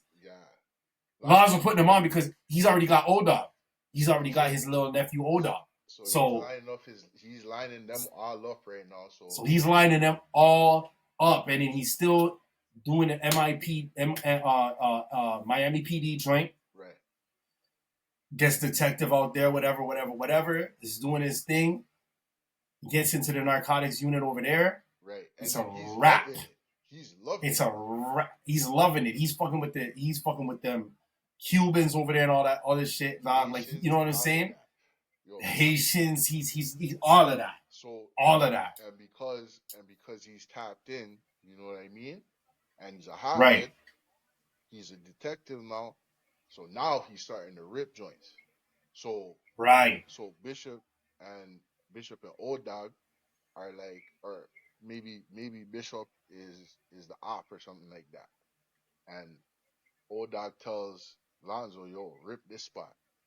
And then, you know, and that's a small thing for him. You know, he's like, yo, that's food, whatever.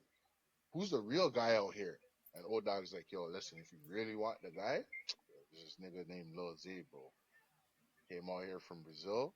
If you wanna deal with that spot, he's that dude right now. You want to stain somebody. This is who you're gonna have to stain. So it's either, somebody's got to be. There's got to be a war here. Yeah. Like there's so we can't have them all just running Miami. Obviously, somebody's got to be getting somebody. So it's basically going to be looking like Lil Zayden came there when he was younger, and our established team. So now he's the guy, right? Because he had been out there. You know what I'm saying? And he's been doing business with Old Dog and Bishop. But they've been wanting his spot. You know what I'm saying? Now they got Lonzo, who's a Miami PD. Oh my gosh, bro. This storyline is... And because Lil Zay is a little bit of everything, he has a little bit of everybody in his pocket. So he's a real problem out there. So he almost... He's a problem. He's a problem. He moves different. He moves from the favelas. He knows how to sweet tie. He knows how to... You know what I'm saying? And he definitely gets along with the Haitians because he's on all that type of shit. So you know he's got some Haitian power. He can speak. He's got the Haitian back. Portuguese. He's versatile out there. Super versatile out there. You know what I mean? So... And he's been there for a minute. So he's like the glue of the city. You're going at this. He's that dude. He's the glue. He keeps everybody good. He gives everybody, you know, he treats his crew right. You know what I'm saying? Same way he did in Brazil. He treats everybody good. Right. And he's ruthless all at the same time. Because that's what he does. Because that's what he does. So everybody's rocking with him. He comes to a guy like Lil Zay goes to the States. He's looking like motherfucking Frank Lucas and these big time dudes, Big Meech, whoever you want to talk about in terms of like big drug. Like he comes here and he becomes that, bro. When you're like him, that's what it's like, bro. So I know we in 2 hours in, son. So we probably should. Looking at my battery, how much time did I actually have on the battery? So. No doubt. That's an interesting. I like that shit, bro. You know what I'm saying? That shit is crazy, y'all. But it's made a movie off of the Mount Rushmore. Insane. That's insane. That's insane, bro. We should probably just wrap it up, dog. You know what I'm saying? Yeah, let's wrap this shit up. We have 150. We literally 2 hours, bro. So like, yeah, let's wrap this shit up, bro. You know what I'm saying? No doubt. So, Brothers Grill, here with your boy AK. We here with your boy Dub, man. Right, peace out. Love, all of that. Blessings. You done know. All right, brother. All right, blood. Easy. All right, bless.